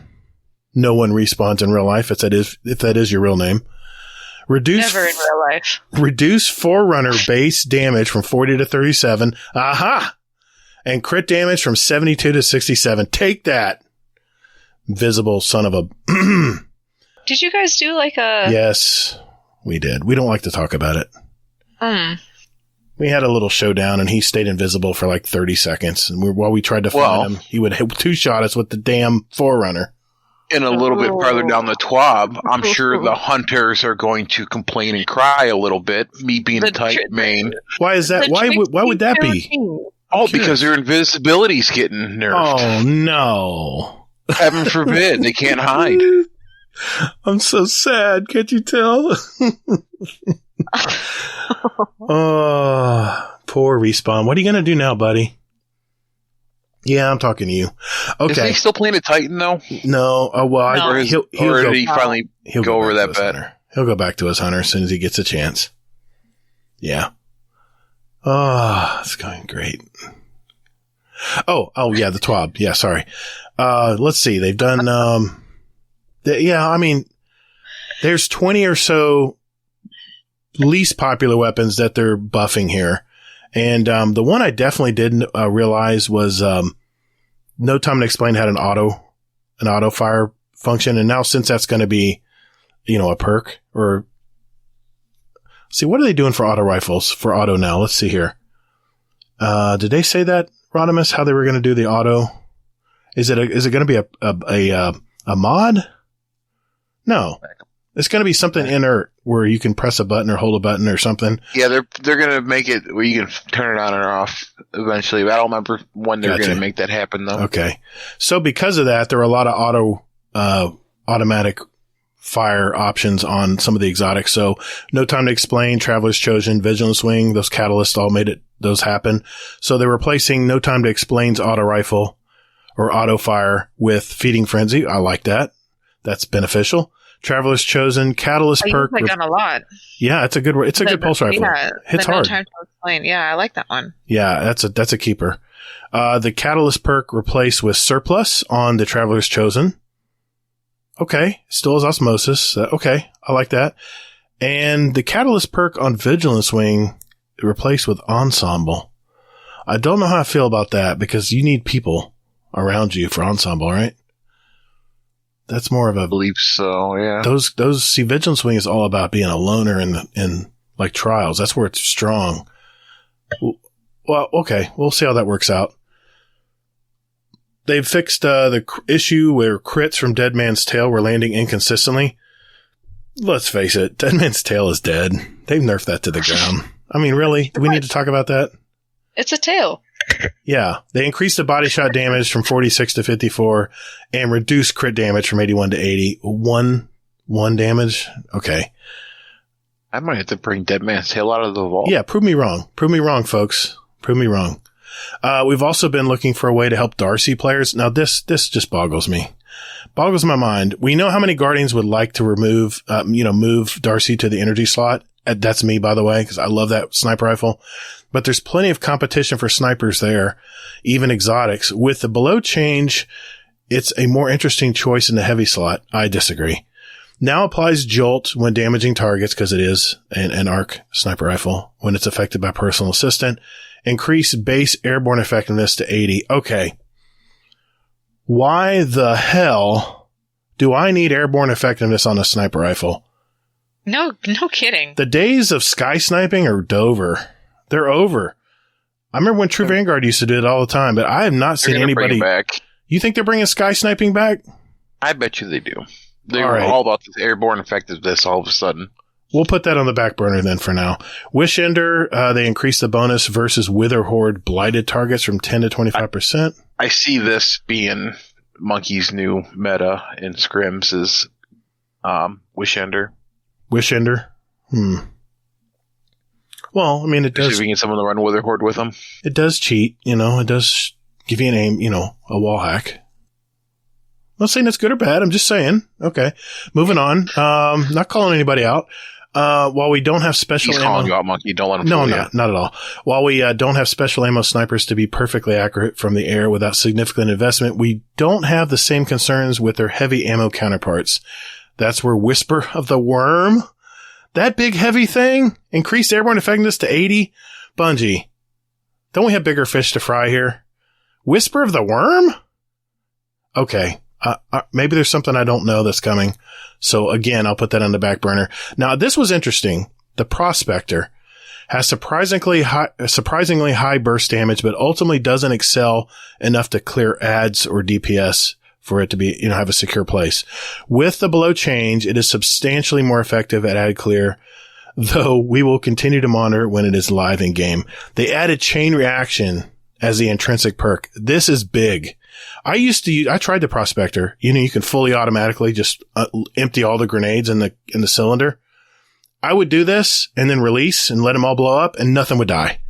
I'm like, this is the biggest pile of crap ever. It's pretty. It's a good looking, heavy, grenade launcher, but with added chain reaction, this might be something to consider. The next thing is they significantly reduced recoil by 50% on the Fourth Horseman. You know how you used to fire the Fourth Horseman in full auto and you just close your eyes like it was a 12 gauge shotgun and you just climb the target?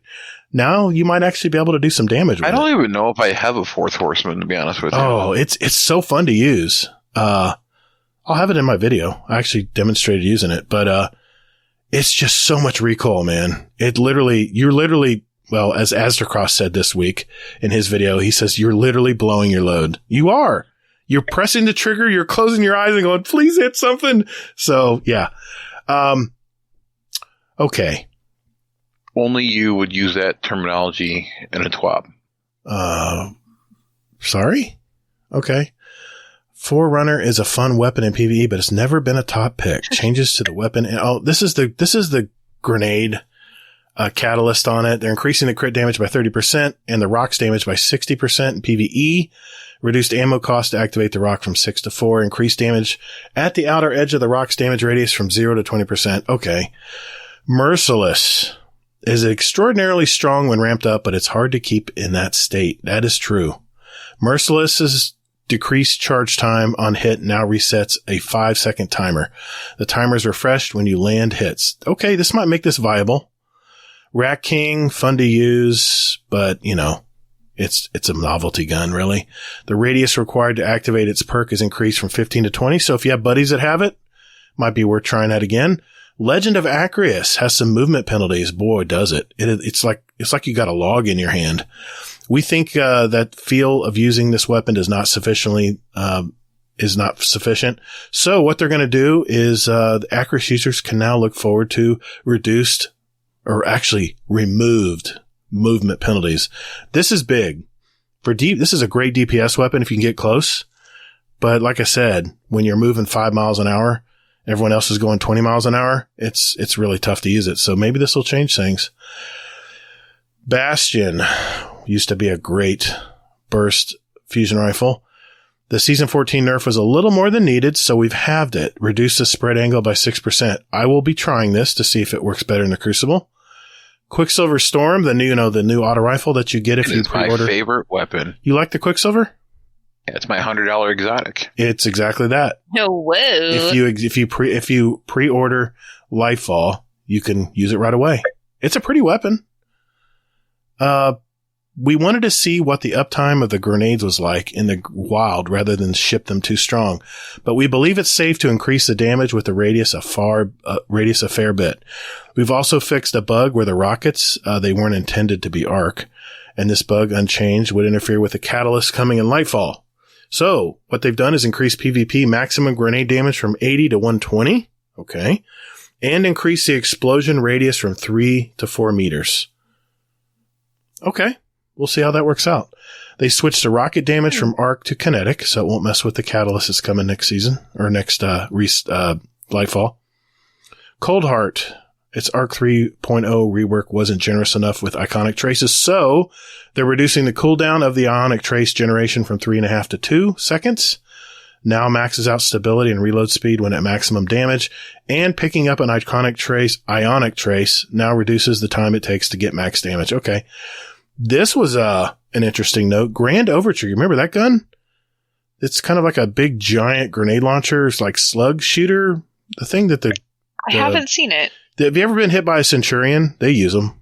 It's like a choo choo. Probably. Choo. Oh, okay, yeah. It's kind of it's kind of our version of that. It's not quite as satisfying as their gun, but kind of like the Knights. Yeah, exactly. They're saying that the loop doesn't feel rewarding, though, in its current form, so we've dramatically increased the reward. Increased missile damage by 50%. Now, when you proc that, where you can hold down the trigger and shoot a volley of missiles, that was always the best thing about it. So now it's 50% stronger. I want to try this. This is going to be fun. Xenophage. only deals area of effect damage currently, which causes issues against some enemies in PvE. We're not changing the overall weapon much, but we are addressing that pesky PvE issue. Despite benefiting from solid ease of use, we felt that its damage could be a little bit higher. So now it deals roughly half of its damage as impact and the rest is detonation. And the overall damage has been increased by 5%. That's a fair tune. It won't make it overpowering. So, it won't be the one thing that invaders use all the time now in Gambit. So we'll see. When adjusting the divinity, we also looked at some bugs. The lightning storm will now correctly activate when hitting divinity's cage. With Cloud Strike. With Cloud Strike, that sniper rifle, yep. Armor. I need another drink. Damn, Hazel. Damn, Hazel. I think he did that on purpose. No, I'm going to lose my voice by the time the show's over. I know, this is long. I'm following along on the TWAB. It's like halfway. Oh my God. I know. The 1 week that Hazel is out that I have to read this gigantic, massive TWAB. But it's okay. I'm having fun here. I'm learning. We're learning stuff, right? We're learning stuff together. We are learning. Yeah, I'm reading it with you. Yeah, absolutely. Thank you. Someone's listening. Okay. Most people have fast forwarded by now, but we'll see. Armor. No, I'm Thank you for listening. I'm here. Thank you for listening, listeners. Thank you for sticking in there with me. All right. Some exotic armor pieces were part of combinations allowing extremely high damage output from melee attacks in PvE. So we brought a couple of these down versus altering enemy health. Okay. Worm God's Caress. They reduced the maximum damage multiplier from 7.5 to 3.5. That's pretty brutal. Winter's Guile, They did the same thing. Down from 7.5 multiplier to 3.5 multiplier. Oh boy. Oh, here we go. Twitter's going to light up again.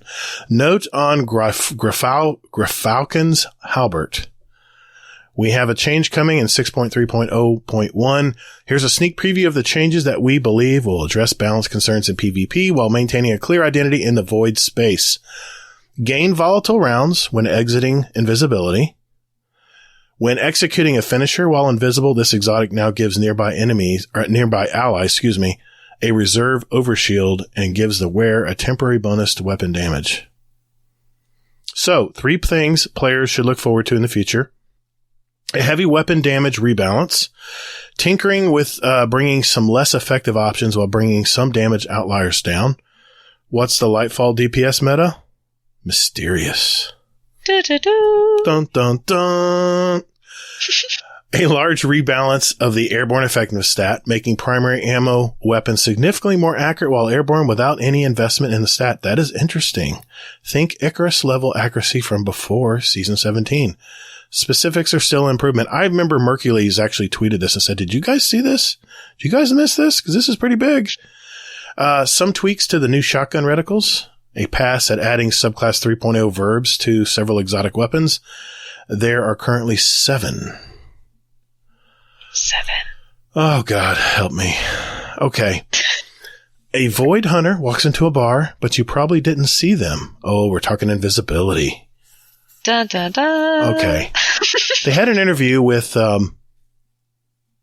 let's see, who'd they have an interview with here? Mike Humboldt, the sandbox designer. He says, hey, everyone, with update 6.3.0.1 scheduled to be released the week of December 13th. Okay, second week of the season. We're moving up to change a void invisibility to help reduce its power in high-level Crucible activities. For full context, we felt it's necessary to provide some background information on how the radar in Destiny 2 works. The radar in Destiny 2 is divided into 3 range-defined sections. A close-range core, which covers a range from 0 to 6 meters that pings anytime an enemy, invisible or not, is within its range. We have the mid-range pie wedges covering 6 to 24 meters in range, and the gutter, or the outer ring of the radar, which starts at 24 meters and has a maximum search range of 64 meters. Dang. They're saying after this update, when a player is invisible, their maximum radar range will be reduced to 24 meters, and they won't have access to the information in the gutter range until they are visible again. Interesting. So they won't be as sneaky as they want to be. Okay. They say while 24 meters sounds like a long range on paper, our playtests are showing this reduction in information availability has a significant impact on how invisible players approach engagements and allows potential targets more chances to get the drop on the invisible person. It also offers a way to reposition when they hear the audio cue for invisibility. We found this change has minimal impact on invisibility's role in PvE. As always, we'll be keeping an eye on it. Take a drink. So, I guess the TLDR here is, no one respawns in real life. Maybe you should go back to Titan, buddy. Go punch stuff. No, he's a hunter. I know, but he might want to go back to Titan. I know he's playing with it. Okay. I'm sorry, Rodimus. I'm moving on. Here we go. Season 19 artifact mods. Oh, here for a good time, not a long time. It's that time again. Time to look at what next season's artifact will bring to the table when taking on ferocious enemies and baking treats with Space Grandma for the rest of the tower. Here to chat more about it, what players can expect is Sandbox design lead Rodney Thompson. And Rodney says each season's artifact has focused on one of the light subclasses, reinforcing and enhancing the 3.0 updates that players have been tinkering with throughout 2022. In Season 19, it's time to give a little love to Stasis. Ooh, okay. As we've always done in the final season of the year, you'll see some reprisals, some reimaginings, Breach and Clear, and some more experimentation. The Season 19 artifact will have anti-champion mods for hand cannons, scout rifles, bows, pulse rifles, auto rifles, and submachine guns, as well as the return of the unstoppable grenade launcher mod. The Lucent Finisher mod will return to help you generate some heavy ammo. Good. That's for GMs, by the way, PeepyPipe. We've also got some new twist on a few old favorites, including a version of Passive Guard that works with glaives, and a reprisal of, there it is, Breach and Clear. There's the title of our show. Designed to interact with the Void 3.0 rework. All right, they got some experimental mods. We'll keep on the lookout for that. And that. Yeah, helmet mods that gain airborne effectiveness in there too. Oh, that third one looks pretty good. Okay. We'll see. I did see this though. This was important. We've even included a mod aimed specifically at solo players. Now you're talking my language, which should be very useful in tackling those legend lost sectors to get just the right roll on that exotic you're looking for. I love it. That's going to be huge. I'm excited. For the community. Hell yeah. I'm excited. We'll have to see. Okay. The community voted for the Arbalist, and they have 3 versions of the Arbalist. Looking at them right here on the TWAB. I'm sorry, this is an audio podcast, so you can't see them, so check them out. Bungie.net. I like that Black Armory one, but that Synthweave one is pretty sick looking too. No. Yeah, okay. Yeah, Synthwave. I like the third one. I think everyone's going to vote for Synthwave. I really do. Yeah. I think so. Neo. It's an sparkly. RGB factor. It's just sparkly. It's Neo. Yeah. Exactly. I mean, the first one is definitely second by like a long shot. Right. There's going to be a vote for that. Let's see. And an email coming out on the 5th. Thank you. I think I read that. Thank you. Reading's hard. Let's see. Special email coming out on December 5th alongside the highlight of your Season 18 moments. There we go. Please check your spam folders if you're not getting emails and click on this resource site here. Well said. So you have to go to the TWAP and click it. Perfect. I like it. All right. Prime Loot. Check it out. If you have Amazon Prime, make sure you get your loot for this next month. Looks like they have the Sturm and its ornament and a cool ship and a cool Sparrow. I don't think I have a Sparrow. I like to call it Prime Poot. Yeah. You know what I call it? Legendary Shards. Because I have it already. That too. Player support. No. Shit is broken, people. I mean, actually, this one's always. not. This player support's not shit's broken. It just talks about the maintenance coming down on the 6th. Reminds you to get to your last chance Bungie rewards for the season, and remind you that's the last call for your destination materials. And behind these changes, click here. Thank you for not making me read that. And you have the Stadia players say cross save before January 18th. Otherwise, you're pretty much SOL. Red Solo Cup. Do it. And that's not the same old Lions analogy. It's the other one. Right. known issues, then you can say your shit's broken. Yeah, we have some really cool movies. Check those out. We got some really good artwork. Ooh, I like that. It's kind of throwback. It's kind of throwback kind of art. I like that. It's kind of I'm thinking of the word. Words are hard, so we'll just move on. Trying to find it. It's the one with the book and the ravens. Looks like ravens. Oh, I see it. It's what style would you call that? It's like a. Oh, man. I'm not an artist, so I can't help you. I can't help you either. I'm not an artist either. It's the arty thing. Like, say I am, but geez. It's I don't know. It's very traditional art, I guess you could say. Very old time traditional art, maybe. You guys click on the letter D and forward and hippie's last word. Because that makes the TWAB for me. Yeah, of course I did that. What do you think I am here, man? Yeah. So yeah, another lengthier TWAB, but we hope you enjoy what the different teams had to share today. Only a few more TWABs left this year, with December 15 being the final one before we get to all the cheesy and say, well, what are we going to do in the live show? Who's going to read the TWAB in the live show? I don't even want to know. But don't tell me. Doing a TWAB, just so you know, we are not doing a TWAB at the live show because you have 250 questions you have to answer. Oh my God. Don't worry, man. And you're going to get through all of them. What? Oh my God. I think I'm going to be. There's a hot minute. I think I'm going to be sick that week. I'm getting a little. Anyway. You got the flu? If you do that, Hazel will have to answer them all, and I'm sure he'll get retribution back to you. Payback's hell, Hazel. Oh, yes. You got to click the D at the end. That's the coolest pick. Definitely. I should go. Love Hippie. Thank you, Hippie. Very cool. What do you guys think? You heard me read the whole TWAB painfully. Listeners, thank you for hanging in there if you did. What do you think, guys? Thanks for overall? Sticking around. Overall, TLDR, what do you guys think? There's a lot going on in that TWAB, but I think they're prepping, they're gearing up for Lightfall.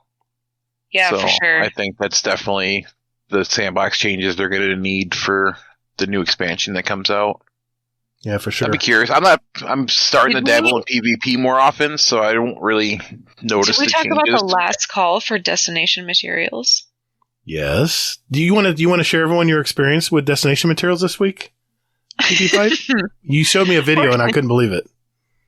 Oh, well, this was during apparently some maintenance or something, but I was able to log into the game and go to a planet, and I would shoot some enemies. I had gunsmith bounties with me. Mm-hmm. And I shot some enemies, and a chest dropped. I went up to the chest, and nothing, like literally nothing popped in. Oof. And yes, I have enough inventory and vault space, whatever. So then I walk over to a planetary material, and I tried to pick that up, and it was just nothing. And I recorded these things, and it's painful to watch. It just blew my mind, like I was only in there for like a couple minutes, obviously, until I realized that my bounties weren't counting, and my materials weren't counting, and the treasure chest that I just opened, sure, just from like randos in the planet, but right. It pained me to see those videos, and here I come back from vacation. I couldn't even play the cutscene till midweek because there was so much messed up. So there was so much maintenance too. They were shutting things down this week. So Bungie, we love you, but please fix your game. I stayed home with my kid because she was sick that day, and I waited all day until she took a nap, so that I could play Destiny for like 2 hours. Mama needs her Destiny. I know. I was like, that was my slot.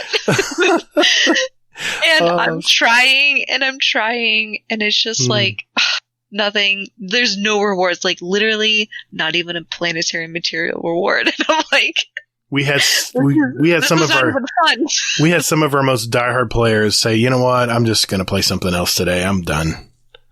That's rare. So I was like, I guess I'm just SOL today. So, yeah. But you got your ghost shell, so we're good. I did. I decided to turn in the materials. Thanks for your advice, and figured it out and got the shell, because Glimmer comes around and that shell may not. Oh, Rodimus. Yes, thank you. Yes, sir. I'm moving on. Yes, sir. We will be right back.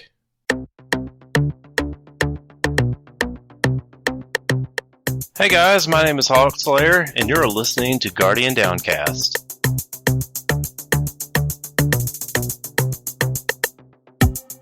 For our topic of the week, since we have a self-proclaimed kindergarten with us today, we figured, you know what? Let's turn the show over to PeepyPipe and see if she has any questions for us veteran gamers in Destiny 2. So, the floor is yours. All right, guys. So I've got a couple questions for you. Okay. Why are you the class that you are? Oh, boy. How much time we got? Okay. Let me start out by saying that I love all three classes. I kind of wish there was a fourth class, but we won't go there tonight. I actually enjoy playing Titan. I love punching stuff. I've already told several people in past shows that I'm a closet Titan. I really like to punch things, when no one's watching. Yeah. So, and I do like, as much as I complain about hunters, I really like hunters. I think there's a lot of utility in using them. But what I love about being a warlock is you're like a Swiss Army knife when it comes to any game, any activity in Destiny 2. If you need survivability in a raid, you got Devour. If you need major DPS, you've got Chaos Reach. You've got Nova Bombs. PvP, you've got Blink. You can move around and get away from people. You can blow up those good old Titan bubbles with my Nova Bomb. Yeah. As you could probably tell, I lean toward the void space when it comes to warlocks, but I've always been, whenever I play an adventure game or any kind of game, I'll either play the tank, which of course is a Titan, or I'll play the magician or the mage. And I always love having spells and especially spells that had range where I didn't have to actually punch and stuff. So yeah, see, I like being like a distant player, so I can see that. Well, in Crucible alone, I like to aggravate the team. I like to be hard to kill. And I like to be very sneaky because I'm old and my reflexes aren't what they used to be. So I have to get sneaky. I have to think my way through a map when I'm playing in Crucible. Same thing in PvE. If I'm going in a Grandmaster Nightfall, I have to hide behind cover and take my shots as I need them, but I have my rifts and stuff that'll keep me alive. That's my entire gameplay since Call of Duty. Yeah. Yeah, exactly. To play is a Titan. That's it.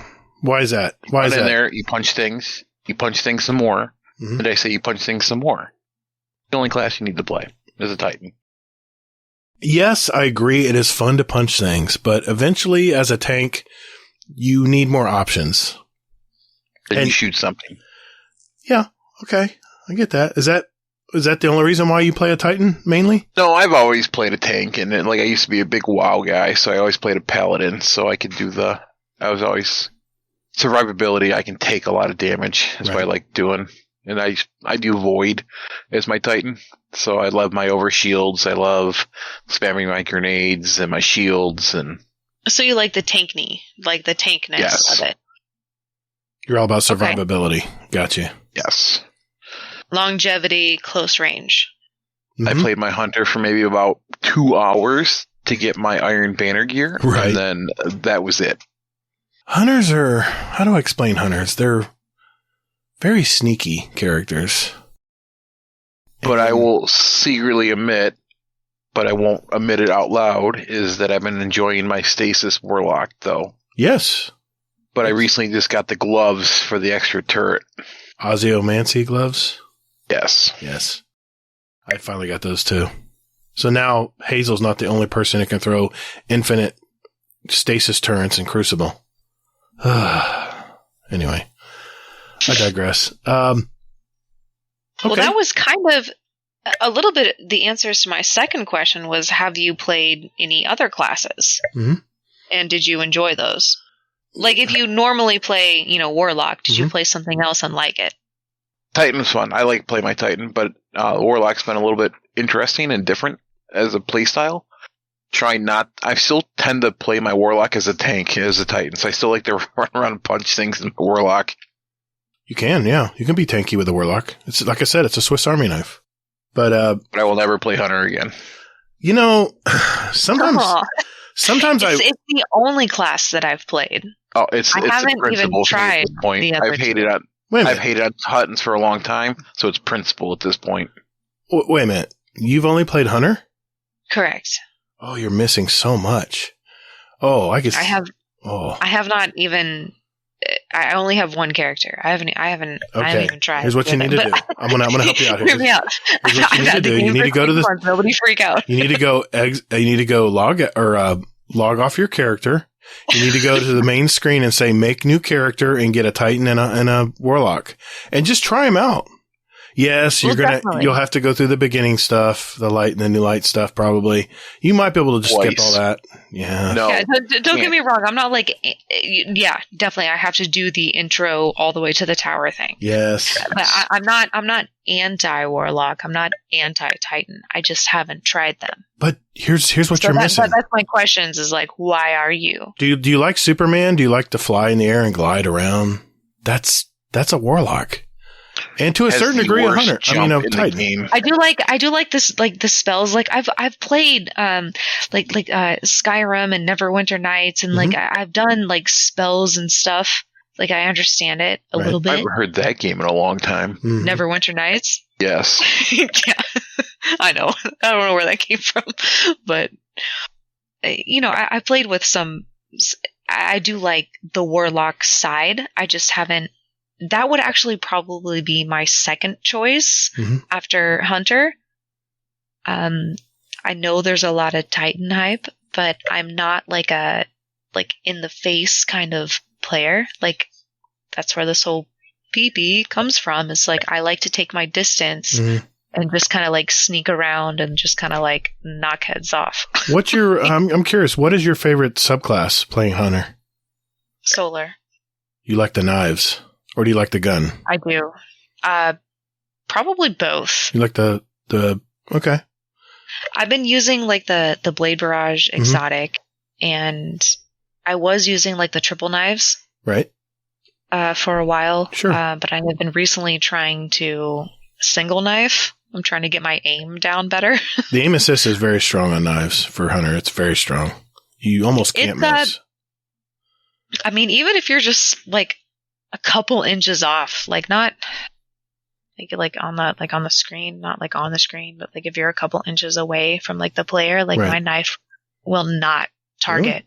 It might be a range issue. Yeah. If it's too close, it brings the accuracy cone in a little too tight. Who knows? Yeah, maybe it is too close. But if you're lobbing it like at a drag, you can just get it close and it'll curve right to his head. It's the coolest thing. I do like how much damage it does. Yeah. I use Shards of Galanor too. I'll be honest here. That's right now. That's my go-to for Hunter is the Blade Barrage with the Shards of Galanor because I like burst damage. I like something where I'm going to shut down somebody that's coming at me, whether it's a Crucible or a boss in PvE or whatever. I want to be able to just go boom, get out of here, punk. So yeah, I agree that. I mean, I've used Golden Gun too. I've used all the derivations of it, but something about the Blade Barrage and they nerfed it a bit too, or going to. A little, yeah, they did. They took away a couple of the, knives. The blades. Yeah, that shot down. It used to have the best DPS, but I guess not anymore. It's not too bad if you have distance and like enough height. Like if you're away from I like to, when I play PvP, sometimes I like to group up the enemies like hoarding and like Call of Duty zombies. Oh yeah, I got you. Absolutely. When you like hoard them all up, right? And then you like run in a straight line. Right. And then I would just like jump up and super down. Nice. Because I have the triple jump. So I'd go up, and then just Blade Barrage, because the farther away you are, the better chance that the tracking will get them. Yes, that's true. And don't discount Titan, because if you like movement, Titans are the character to move. If you want to move around a map, I mean, I feel like I'm on nitrous oxide for a car, not for not for breathing. When I'm on a Titan, because I feel like I'm just zooming through the air. It's crazy. It's super crazy. So don't discount the Titan either, but I highly recommend, even if you see, now's the time to do that stuff, because what you can do is just get your 2 characters, get your 2 new characters, your Warlock and your Titan, get them to the tower, and then go grab some bounties and stack them. Then you'll have 3 characters with stacked bounties, and then you get that artifact. Boom, boom, boom, boom, boom. Start stacking that, and you'll get your artifact unlocked quicker. And I was already thinking about like that vault space, because I've opened up some armor for a Titan that obviously I don't even have, so it's just sitting in the vault. Yes. Exactly. I mean, I'm just telling you, to really fully enjoy the full game, and I know you'll probably still stick with your Hunter because that's what you started out with. It's the same way with me with Warlock, but I've still got a lot of time in those other 2 characters.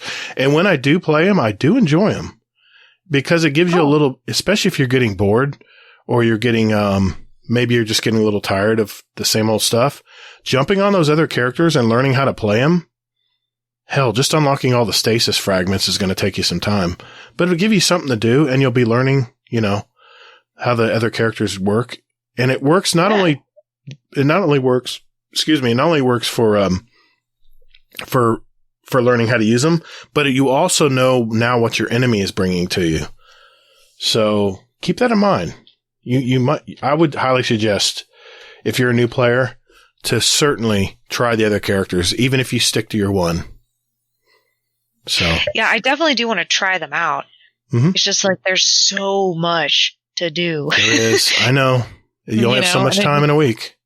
Right. I get it. I totally do. Right. Okay.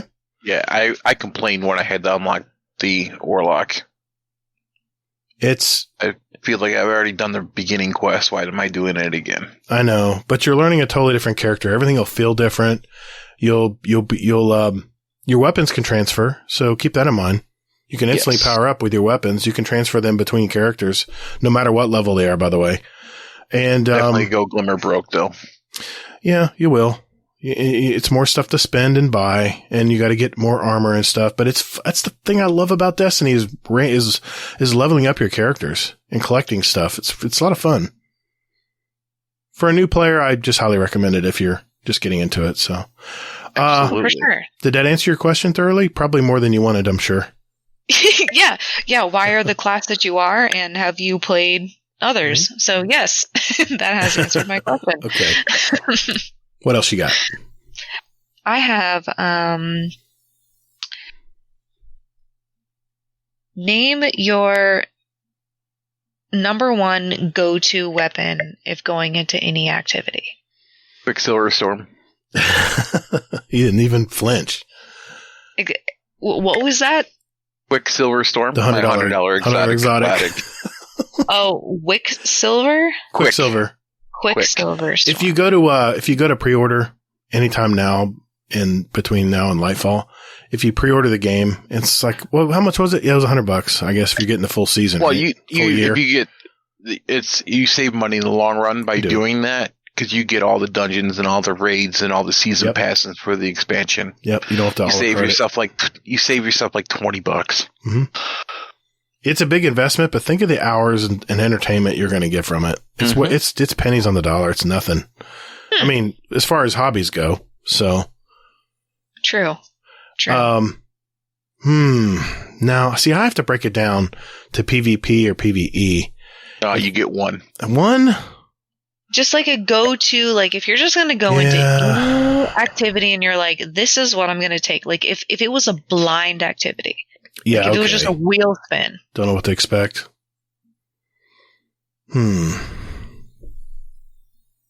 I would have to say it's obviously not going to be a heavy because you have to wait for heavy ammo. It'd be something I'm not limited. No, I'm not going to say a sniper. I'm probably going to say, oh boy. I'm going to say Telesto. Because Telesto will destroy ads no matter what environment you're in. And yes, you have to get special ammo. I agree there, but it's always been my go-to. Whenever I'm going into an encounter, I don't know what's coming. I can always spray that ground and destroy anything coming at me. They haven't nerfed it that much yet. So, yeah, that's my answer. Telesto. A close second would be a pulse rifle. I could say before Quicksilver Storm, I was using Syncopation. Yeah, the pulse rifle. It's a good rifle. It's a good all-around pulse rifle, 390. Yeah, I got a lot of kills on mine, too. It's like level 44. I've crafted that's it. amateur numbers. Oh, wow. I craft a lot of stuff, Rodimus. I spread it around. I know you do. I'm just learning. Well, you're not even getting into crafting. Well, you did craft the Enigma, but I have like a. Oh, well, okay. Probably 8, what do you got? Maybe. Let me hear it. What do you got crafted? Let me see. I won't judge. I swear. Okay, well, let me see. I'm just starting off like the top of dim. Mm-hmm. I have a Osteostriga. Good. I have a Syncopation. Yes, that's 2 good. of them. Okay. 2 of those. You have 2 crafted? Yes. I don't know why. Okay. But I have 2. Okay. I have empirical evidence. Oh, the sidearm. That's a good sidearm. Yes. Correct. Okay. Let's see. And then energy weapons. I have an Emmett AR2. Yes, Emmett. The Emmett. Yes, that's a good auto rifle. Yep. I like your choices. I like what you've decided to craft here. Those are solid weapons. Likely suspect fusion rifle. Okay, that's a good Void's fusion rifle. It has some good stuff. Enigma is in there. Right. The glaive. Correct. And then in the power weapons, I have... There's more than that. Oh, the ones that are in my inventory are on my person. I have the plank stride. I have the red herring. Red herring, okay. And then what about I also have the Brigand's Law sidearm. Okay. All right. One suggestion here. There's a little mission when you go to the what do they call the weapon crafting area? Do you remember, Rodimus? Enclave? Yes. Good. Enclave, good. Yep. When you go to the Enclave, there's a little mission there. It will give you, basically, with a little effort, a Taipan 4FR, which is a Void linear fusion rifle, heavy slot. If you want to do raids or DPS on anything in this game, make sure you get that. It gives you the frame. I have that. Wait, you do? Wait, hold on. You should be able to. Should give you the frame. You should be able to craft it pretty quick. Yeah, definitely want to craft that one. I have that. I'll totally get it.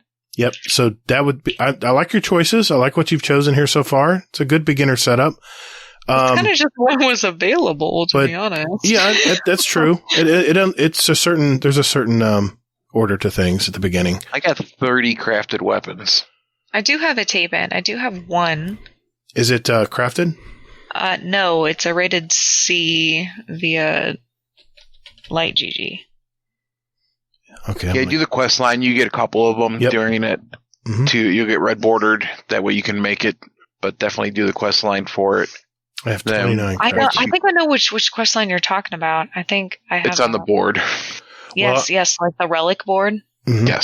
Yes. I have 29 crafted weapons so far, but most of mine are like high level. I've got all the enhanced perks on most of these, but there's 61 craftable weapons in this game. So you can see I'm not even close. My syncopation is at 124 weapon level. Oh my God. That's pretty high. I don't know where Hazel is, but he uses it a lot. I think he's ahead of me, yeah. He uses that a ton. I have one at level 1 and the other one's at level 4. It's okay. Just bring it to whatever you're doing. If you like for instance, your syncopation, for instance, first get rid of the other one because you don't need to do 2. I don't know why I have 2. Just dismantle it and you'll get a lot of those materials back, especially the ones for crafting. Which one's a better roll, right? Whatever is higher level. Yes. Keep that one and get rid of the lower level one. Because you're going to get all the enhanced stuff down the road for it. Okay. But what I would suggest is, like today, there was a gunsmith bounty that said get pulse rifle kills. So anytime you get pulse rifle kills, you make sure you grab that syncopation and you use it to get your bounty done. So then little by little, by getting your weapon bounties done every day, right, you're ranking up your gun. And if you have your gun equipped when you open a lost sector or you do anything that gives you XP, it will also raise the level of your gun. Yes. So gain XP on it without even using it. Exactly. When I get gunsmith bounties and it's a pulse rifle or a sidearm or a rocket launcher, like I have tons, like a dozen at least. That's not tons, but a dozen of red border weapons in my vault. And so when a pulse rifle one comes up on gunsmith, then I go to my vault and I see if I have any red border. Exactly. Pulse rifles. You only need 40 kills now. So that's all you need. Used to be 100. Now you only need 40 kills and you can cash it in. Yeah, and it's really easy. And by the way, bounties, when you get there, you pick up the extra bounties and then you're playing and all of a sudden on the right hand of your screen it's like boo boo boo boo and it's glorious. You have learned well, my Padawan. Good job. No, you can hold 10. Here's my Here we go. imitation of Hazel. Hear a little sigh. I didn't hear the sigh. Oh, maybe my mic's not picking it up. No, it's not. You must have a damage gate on. Damage gate. Yeah. A noise gate on. Just so you know, Hazel, I am sighing for you. Yeah, silent sigh from Hazel. Silent. Yeah, so good job. Silent. Yeah, and you can hold 10,000 of the resident elements to use to craft stuff. Save as many. I have been constantly maxed in those. How many ascendant golf balls do you have? The resonant. 6. You can I think you can hold 10. Yes, you can hold 10. Mm-hmm. Season 19 wants you to have 7. Mm-hmm. Now I can still buy one. Yes, from Rahul. It's a lot though. 400 is a lot of legendary shards. It ain't nothing. It is. I would not do that. It is not. I mean, if I want to check it off the Destiny recipe list, then I can do it. But I don't know if it's use Destiny recipes. Of course, yeah. I'm so proud right now. This is awesome. Oh my goodness! This is a great episode. What a great show. I've been watching it. Oh, I have it. I have it pulled up right now. Very cool. I like it. It's awesome. Okay. Sorry, not to belabor your point, but yeah, that was just a little info. You can hold 10,000 of them. So, you can take you could take those red bar weapons into anything and easily cash them out. So you don't always have to get kills them.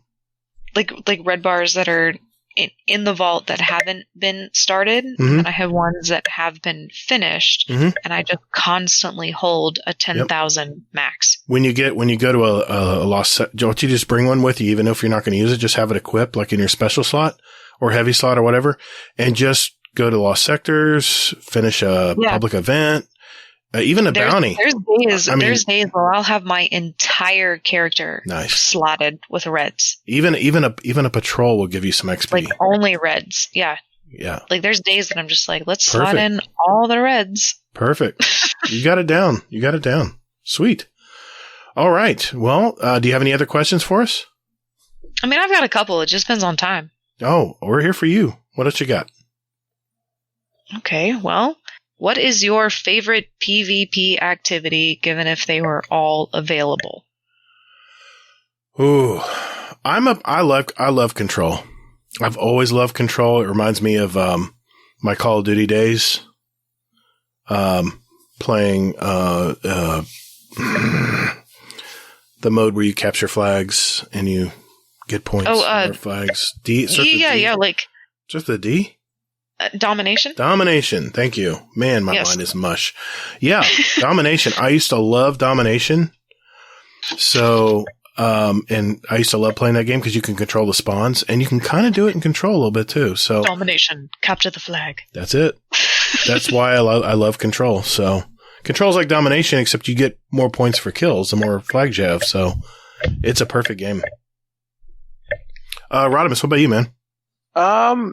Just recently I got into PvP more than I did before because I wasn't a big PvP guy. I was more the PvE. I did like the Iron Banner, Eruption this last time. Rift was okay, but not knowing how to play Rift, and I guess it was broken. But I don't know. I do like to get my butt kicked in trials a lot. So. Wow, that was actually kind of my next question. Oh, we already answered it? Trials? Well, that was a part of the next question. Well, go for it. What's your next question? What is the hype about Trials and Iron Banner? I do it for the weapon ornaments because I like my fashion game. I like the fashion game. I will go for my Titan. I try and unlock all the weapons and are all the armor available because my daughter loves to play dress up with my Titan. Mm-hmm. And she likes to pick all the shaders and colors, and we can spend hours in the tower, and she can do her thing. Cool. It's Iron Banner's always been something I'd love to do. I've always loved the wolf theme of everything. It's like a medieval kind of like theme. I've always loved Saladin and the Iron Lord's story. And I've always and the fact that usually it's always Control, but not lately, but usually in the past it's always been Control. So I've always flocked to that game. But, for me, it was all about getting those bounties done because you got a guaranteed weapon and at high power. So it was an easy way to level up some of your weapons and armor sometimes. But it was a lot of fun. It was more fun to play Iron Banner when you had a group of people with you. And that's why when Iron Banner comes around, I usually put a game together because it's so much fun. Even if you're getting stomped, you're just BSing with everyone in the group. It's just a lot of fun. It's a laid back. I haven't played an Iron Banner, so that's why I was asking. You got to do it. It's fun. It's fun, especially with a group from, Guardian Downcast or one of the surrounding Discords. So for sure, it's a lot of fun. I highly recommend it. Now, Trials, on the other hand, is a little more sweaty. Typically, you want to bring in two people that know what they're doing, and it's out of 6. It's an experience. It's 3v3. Oh, okay. It's an experience. It's what Hazel calls the end game PvP. It's where all the usually you'll play Control. Or sorry, is it Control? No, Trials. They change it around. Glory. Yeah, Control play Glory. Yeah, then add it to like times 10. Yeah, it's everyone is going to use the meta weapons. They're going to use all the cheesiest loadouts and stuff. Whatever it takes to win. It's winning or nothing. It really is what the game's about. So, and you have a card. You have like a punch card. And when you get 7 wins in a row without losing, you can go to a destination called the Lighthouse where you can get a special weapon for the week, a lot of golf balls and all kinds. They shower you with rewards, just like a Grandmaster Nightfall. They just shower you with rewards once you get done with it. I would say it's the Grandmaster. I would say it's the Grandmaster Nightfall version of PvP. It's very difficult. You got to pace yourself and you got to practice a lot. And I mean, I've played a lot of Trials since Destiny 1. Not as much as the hardcore people out there, but you can have some really great times with friends and you can have some times where you're just ready to log off for the night. So I invite everyone to try it, but it is not for the faint of heart. It's definitely higher level PvP content. You might want to get your feet wet in Control first. It's fair. That's fair. I played a couple of those. But on the other hand, what is your favorite PvP activity if they were all available? PvP or PvE? You mean PvE? E. Oh, E. Okay. Ooh, what do you think, Rodimus? Lately, I've been enjoying Kingsfall. So I've been doing a lot of Kingsfall raids. I've enjoyed it. I do like Gambit. So I guess that's kind of that cross between PvE and PvP. Yeah, I like Gambit's fun a lot. when you're running with 4 people. Because you can make fun of people when they die from something stupid. Mm-hmm. Mm-hmm. Yeah, and they lose all their modes. Yeah. Man, that's tough. I mean, people are going to laugh, but when it comes down to it, I can get very casual with PvE. I just love making loops, gathering materials, and doing patrols. People laugh at me when I say that, but it's very low. Not a whole lot of thought process involved. You're just kind of enjoying the gunplay, killing fools, and yeah, that's what I was saying earlier. There's it's nice that this game provides you a chance to be like a sweaty palm or like a casual loop, gather materials, just casually get some bounties, you know. I've always been like a collector. I mean, I played Elden Ring. All I did was collect the red flowers, right? Just so I Skyrim was my first one that I lost myself in for weeks. Well, that was my first one. I guess it's that scarcity mentality that I grew up with. It's wanting to get something in the game and not having stupid menial little materials to get it. And you're there, you're ready, and you don't have the materials. So the first thing I do when I play a game is I start building up my reserves. I start building up my inventories. It's just something I've always done. Earlier too, like when I come up to the first boss and they're like, "Hey," and I'm like, "Oh, I've already done all of the side missions. What's up?" Right. Exactly. Yep. So I run around and do all the little stuff before I even decide that I even want to do the bigger things. I mean, if there was feel more prepared. If there was a close second or maybe a group activity, it would definitely be raids. They're so much fun. You're spending 2 or 3 hours playing with a group of 5 other people, and you get to learn a lot about them. You get to learn a lot about a person when you raid with them, because there's going to be some strife. There's going to be some funny times. There's going to be a lot of banter, a lot of talking back and forth, and you can learn a lot about people just from playing a raid with them. So that would be my close second. But if it's just me solo, patrols and just going around and killing stuff. Doing bounties, whatever. I'm a multitasker when it comes to that stuff, so that would be me. Well, I just have one more. Okay. One more. Which weapon slot do you usually have an exotic? Ooh, good question. Rodimus, primary. What's that with you? Primary? I gotta run my Quicksilver, so it's in the primary slot. Oh my god. What do you think mine's gonna be, Rodimus? I'm probably gonna be in your special. Yeah, the second. It's going to be my Telesto. Yeah. Yeah, it means my special. That's where I'm usually. There's times, obviously, there's times I'll use. I mean, but if you're not using that. Osteostrega pretty good too. Go-to weapon. Because I asked you guys earlier, name your go-to weapons, and you guys just named the same exact ones. Yeah, we did. So which weapon slot do you usually have an exotic if those two were not an option? Those were not? Okay. I would say Osteostrega would be my kinetic slot. Because if you want to knock down enemies and you have the catalyst, I'm level 78 on that gun. I love that gun. Oh, wow. It's a great gun. Wow. I actually posted a 20-second video on my YouTube channel where I literally the entire time, it was 30 seconds, the entire time I never had to reload for 30 seconds straight. That's how great this weapon could be for mobs. No, I've definitely used it. That's the one with like the poison little things, right? Yeah. Yep. Yeah, if you have the catalyst, it just constantly reloads when you kill stuff.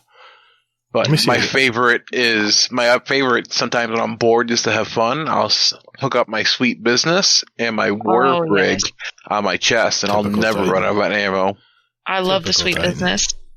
I have 2 of them. Oh my god. Well, that's one thing you can look forward to if you decide to make a Titan.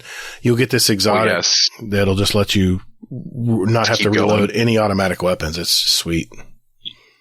Nice. Now I gotta look that chest piece up. You know what it is, Rodimus? It is the War Pig, isn't it? No, it's the Actium War Rig. Yes. War Rig, that's it. Yep. I call it the War Pig because you just it is exactly that, man. You can just lock and load. Anything else? Off top of your head? I've got a funny one. Go for it. If you could spend a night on a planet, which one would it be? Oh, this is an easy answer for me. What do you got, Rodimus? I'd go Europa. Spend a night there? Absolutely. Yeah? I'm a cold weather guy, so. What you got, Gator? I'm the opposite. I'll be on Venus on Destiny 1. I will go into that little Brave facility, the school. There's like a little area inside where it's all out of the weather. I'd be just hanging out in there all day, which I actually did in Destiny 1. Yeah, Venus, definitely. What about you? Where would you go? I would, that place that's, with that pyramid. Oh, Mercury. Yes. Okay, you like the Egyptian stuff. Gotcha. Yeah. I think that's pretty cool. I like that. Yeah. Okay. The EDZ is pretty cool, too, if you find the right place to camp out. I just like woods and nature. Yeah, for sure. Yeah, I get that. Well, all right. Well, hopefully we didn't muddy the waters too much for you. Hopefully that answered some of your questions. Good answers. Yeah, absolutely. Good deal. All right. Well, then that means it is time to answer questions from our community, and we'll do that right after this important message.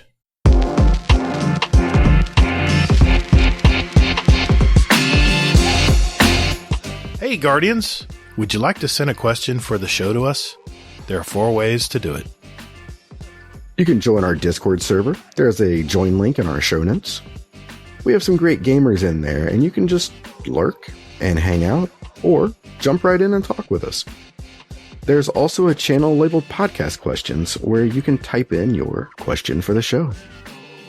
You can also email us at guardiandowncast@gmail.com, or we occasionally tweet about our upcoming show and guest, and you can respond there with your question. At Guardian_D_cast is our Twitter handle.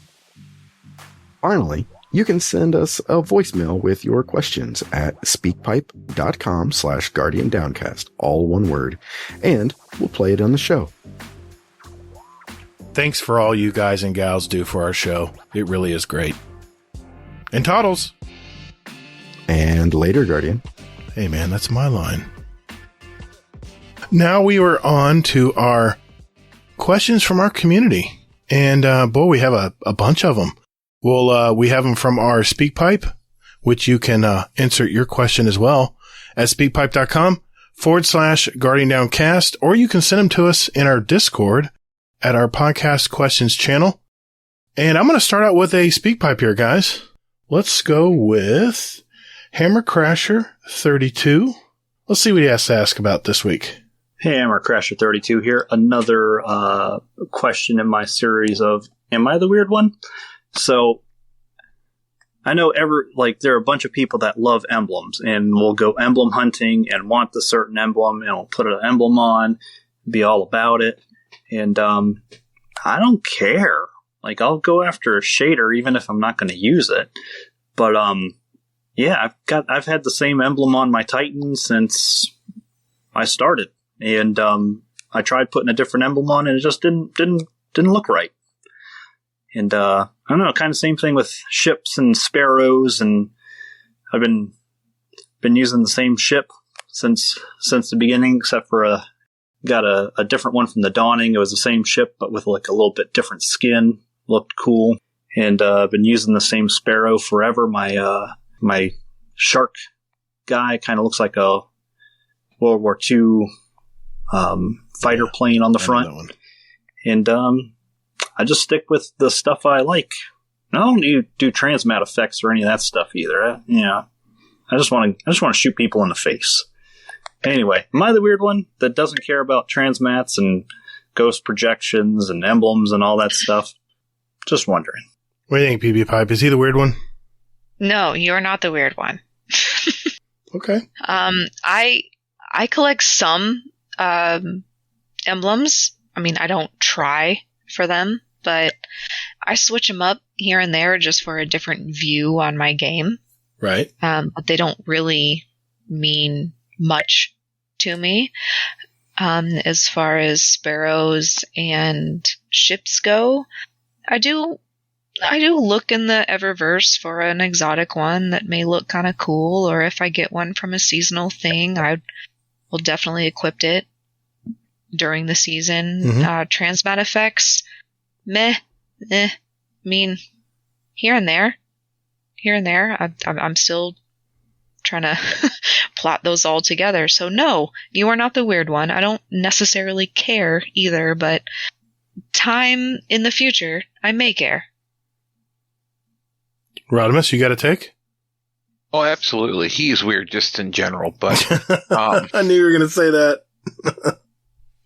I don't care so much about the emblems or the trans when you spawn in, but shaders, on the other hand, I want them all. Oh yeah, shaders. I did mean to pick on that. I do go after the shaders.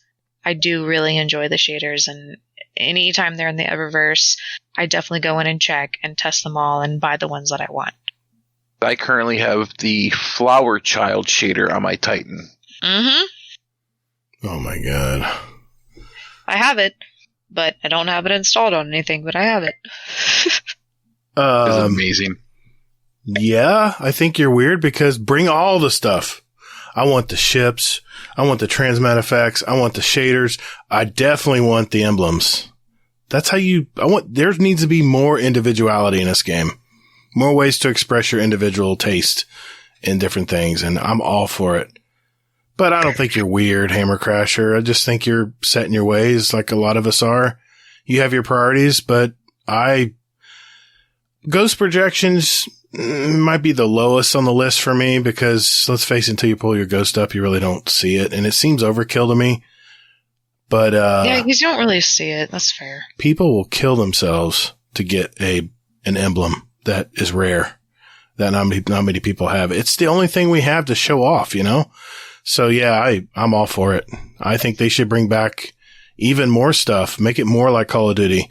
I want diamond camos for my weapons, please. I can get 500 headshots on that weapon. I can do it. Anyway, I might have gone too far there, but anyway, you've got Hazel's job tonight, Rodimus. You got some questions there? I envy him because this job sucks. Aw. So I understand why you guys are so far behind now. Mm-hmm. Questions from Hades, the spooky pirate. Hades, it's not Halloween season anymore. You need to change your name. Burn. We should have PP pick his name tonight while we're doing this. Question for PP. Did you hear that Drac impression? Oh, he wants to hear my Dracula impression. Oh, do we get to hear? Yep, that's what it is. 1, 2, 3. There you go. That's what you get. Is that Sesame Street? I don't know. Maybe. That's Sesame Street, I think. It's a Dracula counting. I can't do it outside of counting. So yeah, there's the count. The count on Sesame Street. It sounds just like him. Good job. Count Dracula? Oh, no, he's just called the Count because he counts. Yes. Sesame Street. I grew up on that show.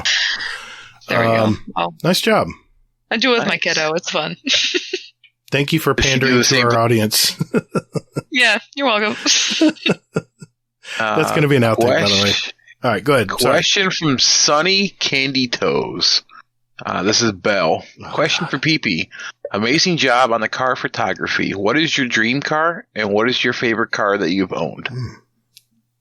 Okay. My dream car. Now, are we talking like realistic or unrealistic? I'll give a little bit of both. Whatever you want to do, it's your question. Like an unrealistic, like I may not ever afford this, is a Lamborghini Diablo GT. It's the yellow with the black wheels and the black spoiler. It's my dream car. That one. I like yellow black. That's cool. That's a cool color. It's gorgeous. It's the GT version though. Mm-hmm, Lamborghini Diablo GT. You know how much those go for? $500,000? Have I looked? Yeah, at least. Yeah, if I've looked recently. Yeah, no, I haven't, but yeah, it's up there. Realistically, maybe in the $40,000, $50,000, $60,000 range would actually be an RX-7 FD 3S from Japan, right-hand drive. Oh my god, that sounds great. I miss my RX-7. Yeah. No, wait a minute. You told me in a past, we were doing some mic checks and stuff. You told me you used to have an RX-7. Mm-hmm. What year did you have? I did. I used to own a 1986 FC3S RX-7. Oh, I miss the Wankel engine. Yeah. I used to have an 80.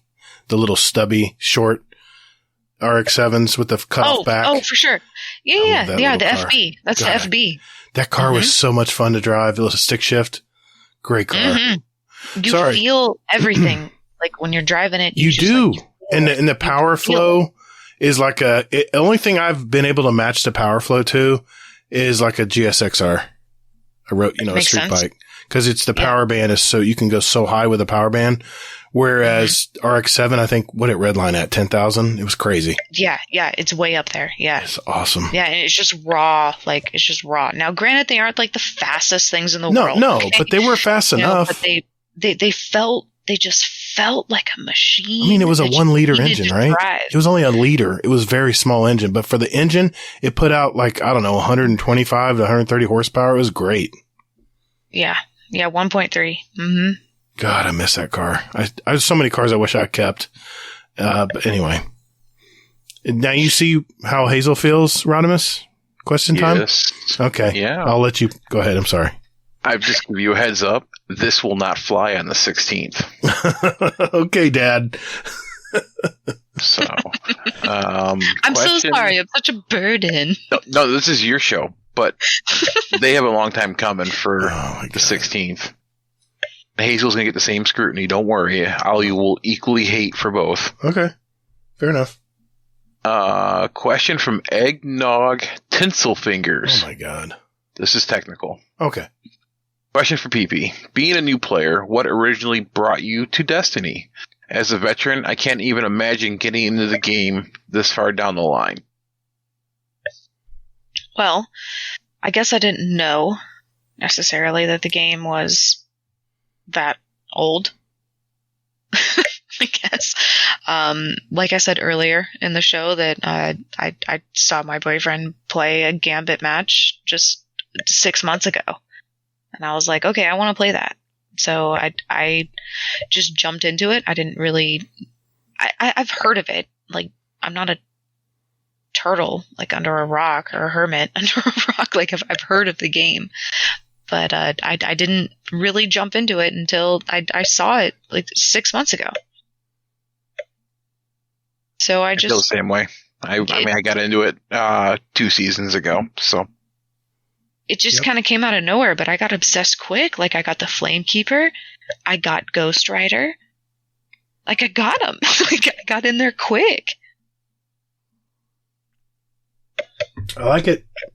I mean, it could be new. I mean, I have a YouTube channel that brings in new players into the game, and I continue to get views. So somebody's out there that's trying to play the game.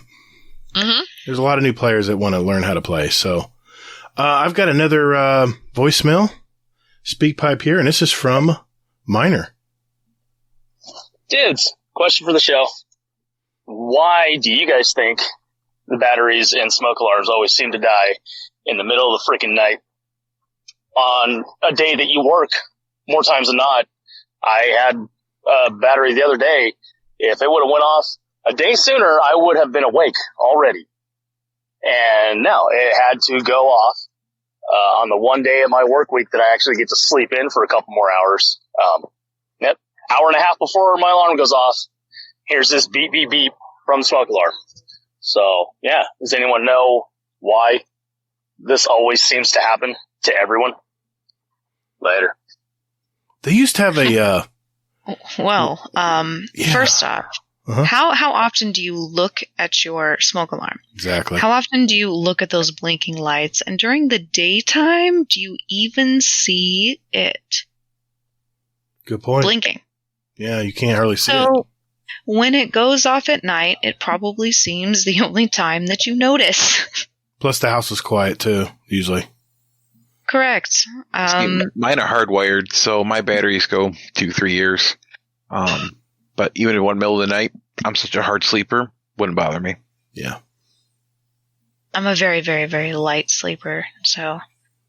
But yeah, I'm like looking up at my fire alarm like right now. I'm like, I don't even like see it. I don't even see it blinking. So. All right, Rodimus, I'll keep it going here. What else we got for PP? Let's see here. Oh, I got one for myself from Scrooge McPrime. Question for Peep: what's been your most favorite car to photograph?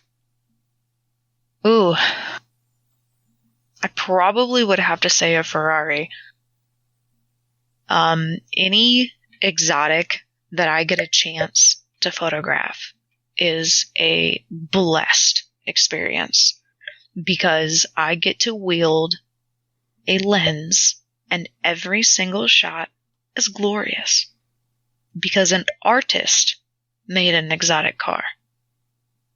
and it is beautiful inside and out. So when you are holding your camera and you're taking a picture of an exotic car, you can't go wrong. So any exotic is my favorite car to photo. Okay. Well put. Okay. Are you able to sit in them as you're photographing them? Absolutely. I do the interiors and exteriors, engine. Yeah. They get like 40 shots per photo or per car. Dang. All right. Oh, I mean, I have a side question. Being that you're around dealerships all the time, do you have people try to sell you cars? It's like you need to trade your old one in. Let's go. Let's get a new one. It's not as bad as you would think.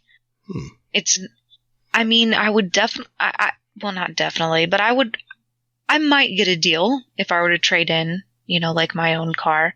But the car that I own right now is a paid off car, which means it's the best car. It's always the best car. Absolutely. Yes. It is the best. My current car has 205,000 miles on it.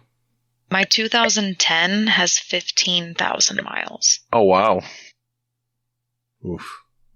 So I am not, I got it from my aunt. She can't drive any longer, so the car was paid off to me, and I was like, okay, well, those are the best. Yeah. And I'm very, very thankful to have this car, and I actually picked it up when it had 5,000 miles on it. 2010 Cadillac. I mean, this thing's gorgeous, guys. What do you got? The what kind of Cadillac? CTS? It's a CTS. It's a 3.6. It's got the Recaro seats. Oh yeah. I mean, she decked it out. My aunt is a fashionable lady. Nice. 5,000 miles. I mean, that means you're basically there. She knew. Yeah, she knew what she wanted, and pretty cool. It was sitting under a awning in her driveway. It collected some dust, but I knew what I was doing. Fixed it up pretty good. Cool deal. Another question from Eggnog Magic Lips. This is danger. Question for Peepy. I might be confusing this with someone else, but didn't you have an issue with a neighbor and their dog? Whatever happened with that? Yes, that was me. So long story short, I'll make it quick. There was a dog. Yeah, I live in an apartment, and there was a dog that was peeing in the hallways, the breezeways, of our front doors, for a couple weeks. It was awful. A couple of us complained, and they cleaned out the hallways for a couple of days or whatever. Maybe they found out who it was, but it has stopped 80%. It's not on the stairs anymore, but it's right outside the doors. But it's okay. That's the end of the dog peeing story. It has gotten better. That 2 or 3? You want to do one more? Go one more. I'll make sure we get all those answered for her. Yeah, there's a couple more still in here. This is from Mr. Monkey. Question for the show. As I type this current Twitter Destiny drama is fatigue with the seasonal model and secrecy around the new season. I'd love to hear your and Peppy's view on it, especially as a new player. Personally, I like the seasonal model is not perfect, but I think it's better than the previous expansion model. Curse of Osiris. Kissy face. What do you think, Peepy? That's a question for you guys. I don't do Twitter, so I don't care. And neither do I. I've seen all the crying about Destiny's dead. It's the lowest population ever. I hear this every season. You get this, it just regurgitated every season. And it's just, honestly, I'm just tired of hearing it. Destiny's not a dead game. Destiny will be back. It's the last part of the season. Think about think about what else there is to play right now. You got God of War. We got the new Call of Duty's out. It's unprecedented how many games are out and available now to play.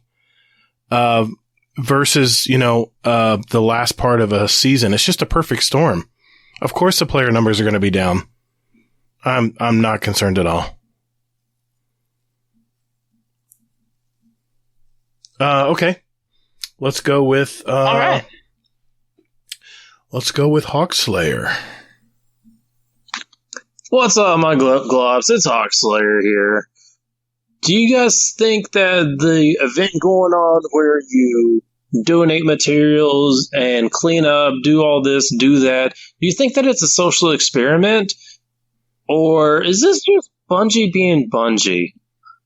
Let me know. I'm kind of curious what you guys have to think on the matter. Love ya. Love the show. Thanks, Hawkslayer. What do you think, PP? Well, now that you said social experiment, I don't know. Now, you're thinking it myself.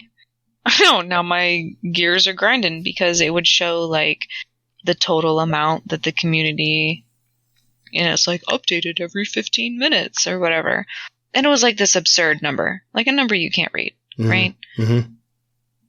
And you're like, is that supposed to motivate me to donate? So the conspiracy of a social event, I don't know.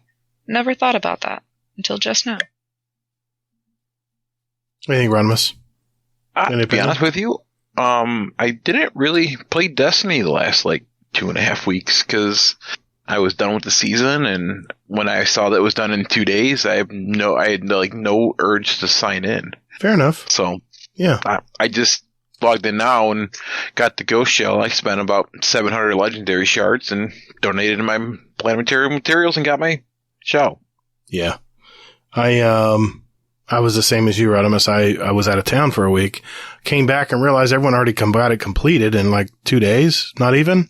So I think it's just Bungie being Bungie. I think they were trying to bring back a prior donation type event back in the season of was it the Sundial season? What was it? Fractaline, I think they were trying to donate. And I donated a ton of it. And it was really fun, but this was bugged and people easily cheesed it. So it just kind of took all the wind out of the sails. I don't think Bungie was intending it for it to be a social experiment. It's just Bungie being Bungie.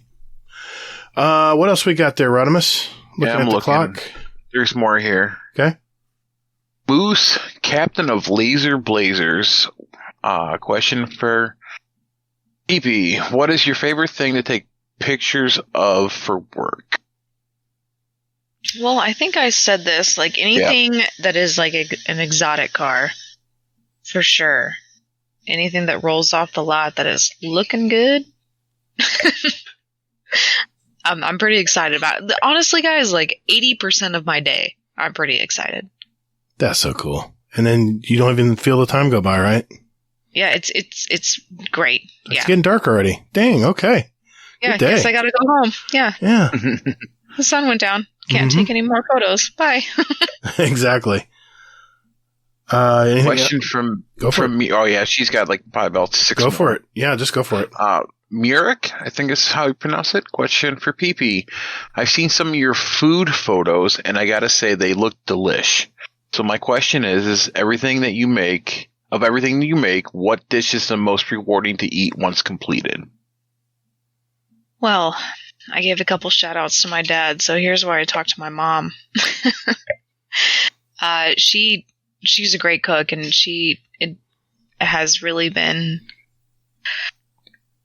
teaching me how to cook everything. And this last Thanksgiving, I was to make the dressing or the stuffing, however you want to call it. Mm-hmm.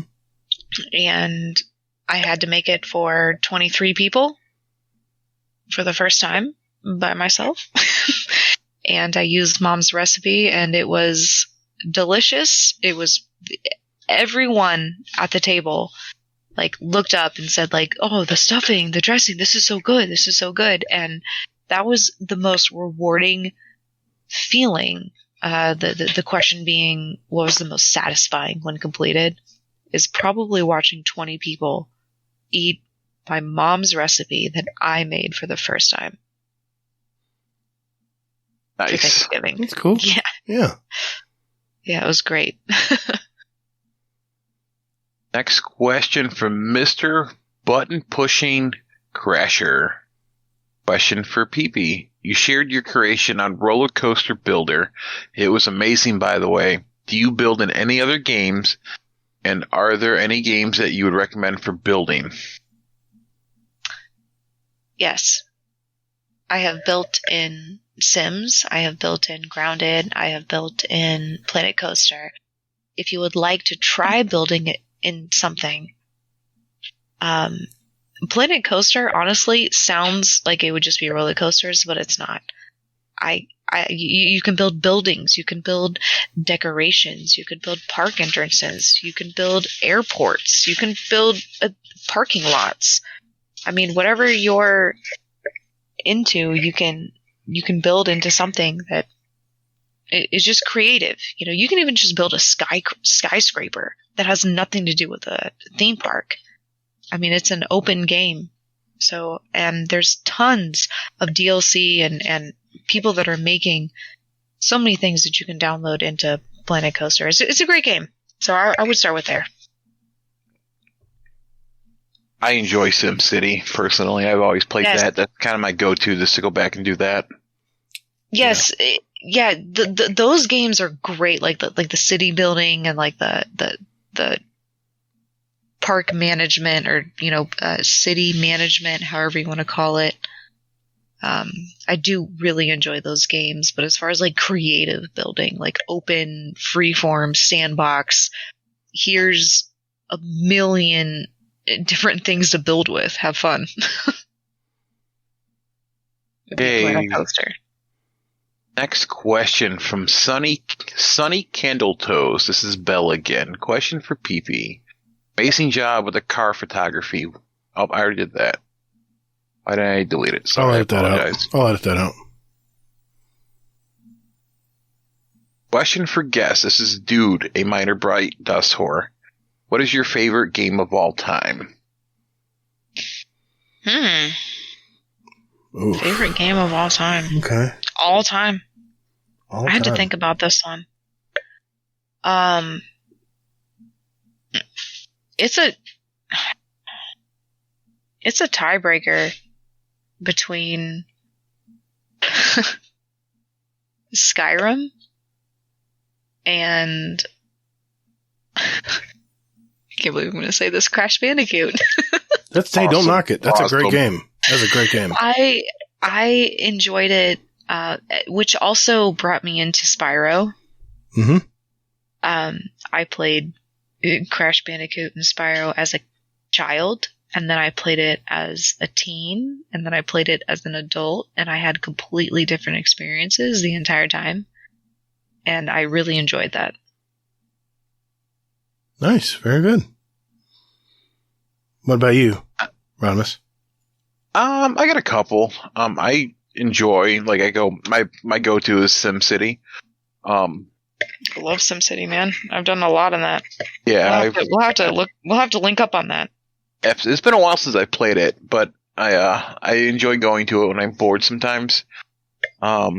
Recently though, not really much. I've been playing Destiny, but my all-time game that I enjoyed playing the most was Excite Bike on the original NES. I haven't heard of that one. I'm an old guy, so not as old as Gator, but I'm an old guy. What? Nothing. Yeah. I've got several too, man. I've put a lot of time in a lot of games. I would say going back, let's go back, in time. Dynasty Warriors. I played all the iterations of Dynasty Warriors. Loved it. Even loved the real-time strategy game that they came out with called Dynasty Tactics. I played so many hours of that game. My son with me, in fact, when he was younger. Moving up, it's Destiny. Destiny by far has blown me away more than any other game I've played in the past. It's Destiny. Destiny 1 blew me away. It was such it sounds like like I'm pandering to Bungie. I'm not. It truly changed my life. This game was just so good. There's so many things I love about it. I forgot about League of Legends. There was a whole section of my life before League of Legends. Yeah, you forget things like that, right? Mm-hmm. But Dynasty Wars was big for me before. I remember as a teenager, we did LAN parties and we played a ton of Red Alert. Mm-hmm. And you have to throw out. You pack up your Xbox and you just go to your friend's house and you're like, here we go. You would even when I was even driving, I'd put a 32-inch screen in the back of the car. I'd go to my friend's house, do LAN parties. My LAN parties were computer LAN parties. You take your tower and your big chunky tubed monitor. Oh my gosh. God. I would just take an Xbox and a screen. Oh my God. Yeah.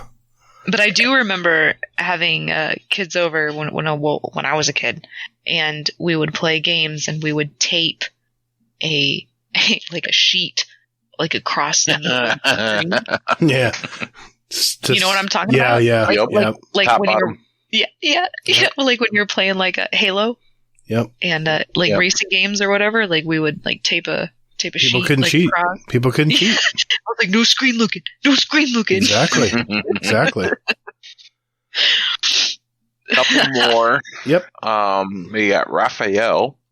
Question for PeepyPipe. Do you take pictures of just cars or other things as well? If you do take pictures of other things, what's your favorite other thing to take pictures of, and what equipment do you use?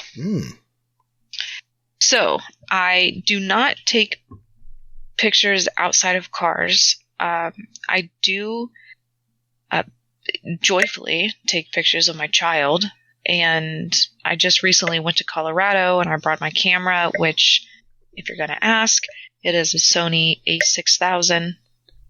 It's incredible. It did a great job in Colorado. Brought a tripod and a timer remote. It was great. Had a good time. So that is that's the equipment and what I shoot. Yeah. Cool. Very good. Anything else for PeepyPipe there? Yep, you got a couple more. You got a lot of fans. One for they love me. Here's one from me. Question for Peepy and host. What is the one song that you hear and just stop what you're doing and just jam out? Oh man, the one song. As I play Spotify. Oh gee, I know, right? I'm like, what's my liked songs recently? I have to pick an old one though. Pick whatever you want. You pick whatever you want. So, while you're thinking, I love, Symphony of Destruction. My other one I like to jam out to is Seven Nation Army. Good one. Oh my gosh, that's the first song that I ever learned how to play on a guitar. That's a great song. Very nice. God, so many songs. To pick one is pretty tough. See, I got one current day, and I got one in the past. I have 500 from the 90s. Of course. Yeah, me too. I need a good arrow. If I could narrow that down to 100, we'd have a good time. Let's see, how much can I date myself here? Let's see. I could really date myself. God. Okay. If I'm just gonna throw this out there and just be a woman about it, it's gonna be Shania Twain. I feel like a woman. Because every time that song comes on, I feel like I could just straight horse kick through a door. That's in our playlist, by the way. That's in our playlist, and it wasn't a female that picked it. That's great. Yeah, it's great.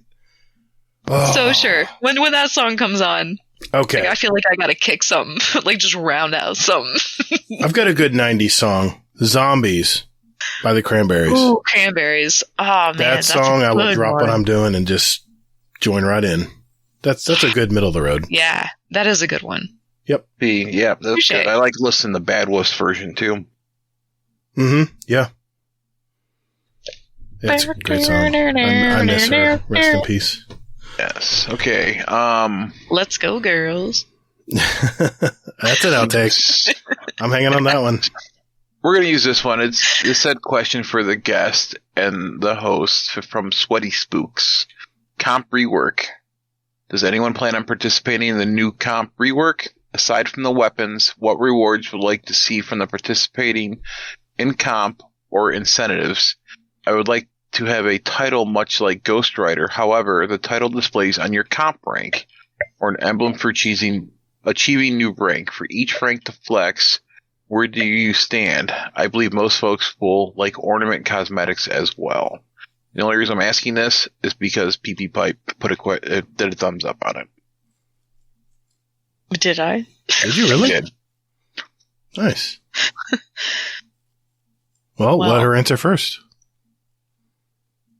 And she's gone. What? She go. Seriously? Yeah, oh my God, she did drop. She's gone. Oh my God. She's gone.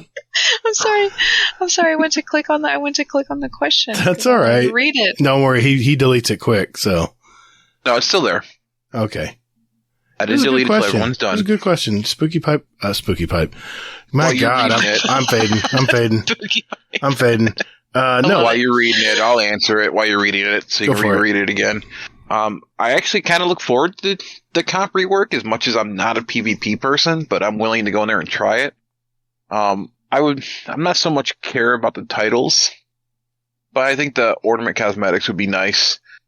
But if they have like armor like Iron Banner and stuff like that, that'd be fun to earn, like trials. Mm-hmm. I'll answer. See, I'll answer. I have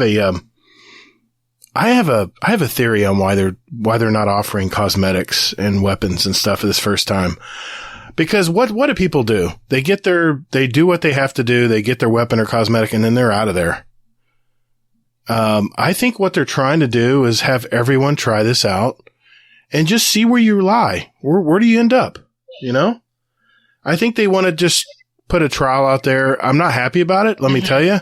I'd like to have at least an emblem or something that once you reach a certain level, you get this emblem or something to show off. But, I definitely would like to see more ornaments available, like easily. I think in Lightfall they will. I think they're just testing the water. I really do. Because I only have like a couple like full sets, you know, and it would be cool to like get some more without spending silver. Sure. I'm going to try it. I'm going to try it. Question asked, question answered. There we go. What else we got? There's no more for PP, but there's one more I want to ask. Okay. To get her perspective on this. Okay. It was Ghost Tillman. Question for the show. I just saw the cutscene for the end of the season.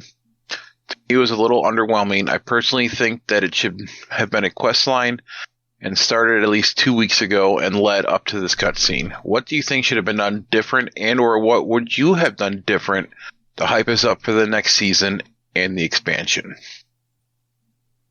We're asking you, PP. Oh, me? With the expansion? I'm looking What do you think of the cutscene? You're not there. You didn't see it? Oh. Well, maybe. I don't know what cutscene we're actually... If you log in, it goes right to it.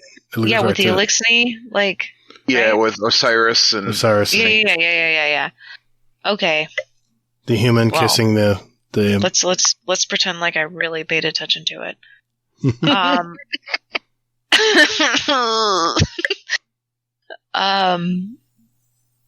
Well, I did relate to the fact that we were helping the Elixir with the what are they called?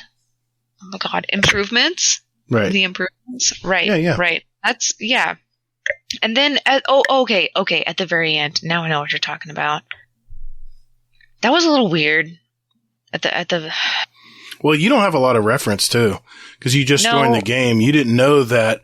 I didn't know that Saint 14 and got him. Yeah, I wasn't. They were lovers in real life. I did not know in the story that it was just unexpected. Mm-hmm. Obviously to me, just coming in, I was like, oh, okay. Yeah. Totally get it. But how do I feel about it? I don't know. I mean, yeah, I can, Ghost Tillman, I can see your point, because it was kind of out of the blue, wasn't it? Because, we didn't really hear anything about Osiris the whole season, and all of a sudden, oh yeah, by the way, Osiris, we're going to give him a T, from the Nezarec parts, and, yeah, now he's good. He woke up, and, now he's ready for the next season. I thought it was a little rushed, but, it is what it is. I mean, I think we've already had a lot of leaks saying that Osiris is going to be back for next season. So I guess they had to lead into it like that. But I'm kind of neutral to the whole thing because I already know. I think they should have done the quest line to help make the elixir and stuff. And yeah, well, I just have so much back reading. Yes, it's a lot of story. Like as a new player, just coming into the story, I cannot follow. I can't. It's like when I see clips or when I see cutscenes, it's like I can only understand what I know. Mm-hmm. And there is just so much back research to figure out. I mean, years and years and years. Is 6-8 years? What? Yeah. So Whoa. what do you all really expect me to pick up?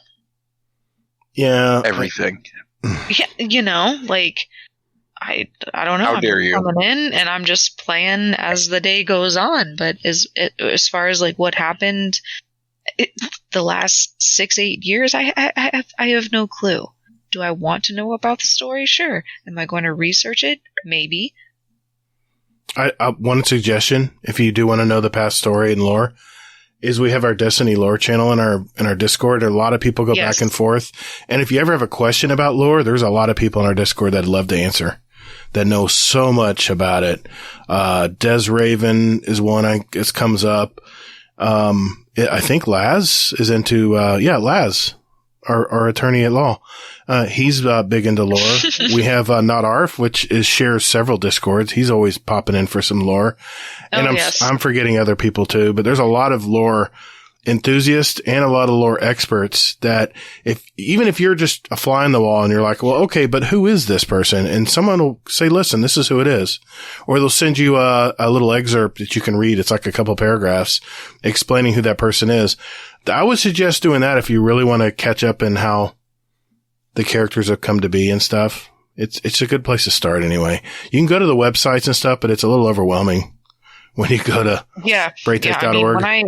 When I first started, searching up Destiny 2, it was just, oh my gosh, Mm-hmm. I remember asking Green Eyed Music Lover, I said, man, where do we start? You go to these sites and you're like, okay, you have all this stuff all these keywords you can use to find out about stuff. But where do you start? And her answer was, wherever you want. Just jump in and start reading.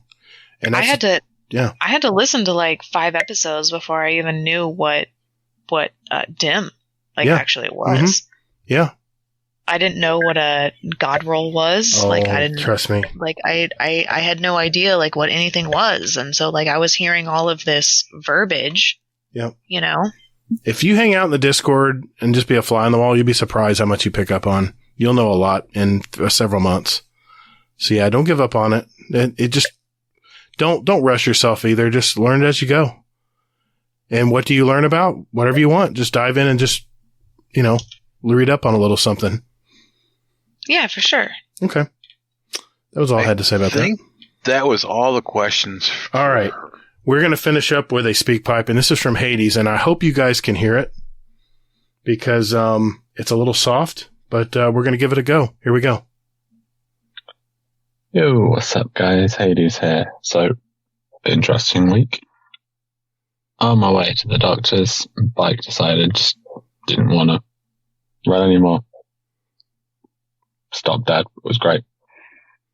Luckily was going uphill, so I turned around, rolling down the hill. Tried jump starting it a few times. Nah, hated me. Had to happen.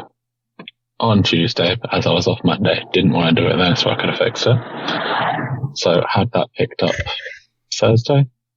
As I was working Wednesday, Thursday, Friday, Saturday, Sunday, Monday. I was like, someone else can fix it. It's got a guarantee. It's fine. Got that being done. So I had to drive the car to and from work, which meant joys of traffic. Also meant I stayed dry during the 4-day-long thunderstorms and everything. So, slight bonus. But here's where it comes into a question. On the way home today, somehow managed, while changing gears, to miss going into gear and just clip the gate, which reset my brain. Ooh. Don't know why, but it did. And I forgot what gear I was in. So have you ever had, like, not thinking about something, just kind of your muscle memory, doing something, threw you off and completely forgot what you were doing and how to do it? Love you both. Love the show. Hopefully you can hear this one because this is through new phone, so hopefully a slightly better mic. Fun. Did you guys hear that okay first? Yep. Yeah. I can hear it. Okay. Fine. Good deal. Thanks, Hades. I appreciate it, buddy. Oh, I've got an answer for this, but I want to see what PP has first. Have I ever... Like brain fog, or forgot you did something that you have muscle memory of doing? Oh, yeah. So I shoot at 2 different dealerships. And when I shoot at one, and they have a used car of the make... Well, the make of the other one. Mm-hmm. Like, so, so if I'm at dealership A and I'm shooting a car from dealership B, if it makes any sense. Mm-hmm. I tend to start doing the muscle memory of that photo shoot because both of my dealerships have different photo shoots. Mm-hmm. So sometimes when I get a car from dealership 2 at dealership 1, I'm shooting dealership's 2 photo package by muscle memory because it looks like the car from dealership 2. Oh yeah, I can see that. Yeah, so there's definitely muscle memory where I start like shooting it and I'm like, no, those aren't the right shots, and I have to delete them and go back. What about you, Rodimus? Let me think. So why don't you go ahead while I'm thinking? I'm still trying to think of one. Oh, I got one. This is what you can look forward to when you all get older, because I know I'm ahead of most of you guys. You'll be in the shower and you'll look down and go, wait a minute. Did I actually wash? Did I wash my hair twice, or did I just forget to wash it all together? So what do? You wash it again just to make sure. Yeah. Gotta love it. Because everything is fully automatic when you're in the shower. So, yeah, happens all the time. What about you, Robin? Really? You got an answer? Yeah, man, it happens. What kind of shower do you take? What kind of fancy shower are you in? I got a walk-in shower. Don't judge. It's all automatic. You just stand there. What do you mean? No. I mean, you wash. I mean, I wash twice a day. I take a shower twice a day. So, in the morning, I'm half awake. I'm just going, your wash routine, we wash your hair, you wash your body, whatever. It's all kind of so routine that some days you'll look down and go, wait a minute. Did I forget to wash? You'll feel the washcloth. Was it wet? Did I actually? Yeah. Oh, I see the muscle memory. Okay. Yeah, I see. Yeah. It happens a lot and it's scary. So what do? I just wash again. To make sure. Yeah, it's a little bit longer shower today. That's all. Yeah. No worries. Those are the good ones. Yeah. I don't think I'll ever have that problem because, as soon as I jump in the shower, that's the first thing I do. Thanks, I do all the scrubbing, Mm-hmm. then I just sit there. Then I'll sit there for 20 minutes under the hot water. That's my wife. My wife. There's so many different kinds of showers for girls. My wife will just sit there and soak in the water. Granted, she's under a lot of stress as a teacher, but she'll just sit there in the water. I'm like, "Are you okay?" I'm like, "Yeah, I'm just thinking." I'm like, "Oh, okay." All right, sorry. The steam. Greatest invention in the world is an instant hot water tank. You never run out of hot water. You can take a shower for an hour, and the best thing you do. True. Muscle memory, I guess, driving home. That's happened too. Yeah. Going home and like, oh, I needed that exit. Yeah. Like, oh, okay, I'll just go to the next exit. I'm just driving along, listening to music. I'm like, oh, should have got off of there. Exactly. So sometimes my 15-minute drive home turns into a half hour. But if I'm jamming out the music, I'll take the long way. Nice. But definitely driving will be my muscle memory. That's happened to me too before. I'll forget how to get home. Definitely, yeah, me too. Especially if you're thinking about something while you're driving and you're like, oh, where am I going? Yeah. Well, hey, everyone. Thank you for those questions. Thank you for showing up for PeepyPipe. That was great. Those some great questions. If we didn't get to yours, now Rodimus knows what it's like. We'll do our best next time. So I don't envy you, Hazel. Sorry. Yeah. We'll try again. We'll try again better. We'll try better. Is that a word? We'll try again and try to get better next week. So thanks. All right. Mr. Fudd, play that music, sir. Guardian Downcast. Guardian Downcast. Yeah. Guardian Downcast. This is an intro. Guardian Downcast. Guardian. Not copyright. Guardian Downcast. Thank you, Mr. Fudd. Well, this is the final segment of our shows where we pick our song for our award-winning Guardian Downcast show playlist. Just a little sample of what the two of us and our guest PeepyPipe here like to listen to. And we invite you to listen to it as well. Just search for Guardian Downcast show playlist on Spotify. And we have it on Apple Music as well for all you Apple folks out there. The links are in our description, so check that out. We now have 1,073 songs representing all of us and all of our past guests. A musical history, if you will. Ever since we started this podcast in July of 2019. So I will start with PeepyPipe. What'd you pick this week? Well, I picked Daisy by Ashniko. And I found this song on Spotify. It was a recommended song to me, just like you guys were recommended to me. And I love it. Cool. Very nice. Can't argue with that. Rodimus, did you find a song? Yes, I got one. Go for it. So it is time. It is the holiday, so it's going to be a Christmas song. I like it. It is going to be from Trans-Siberian Orchestra.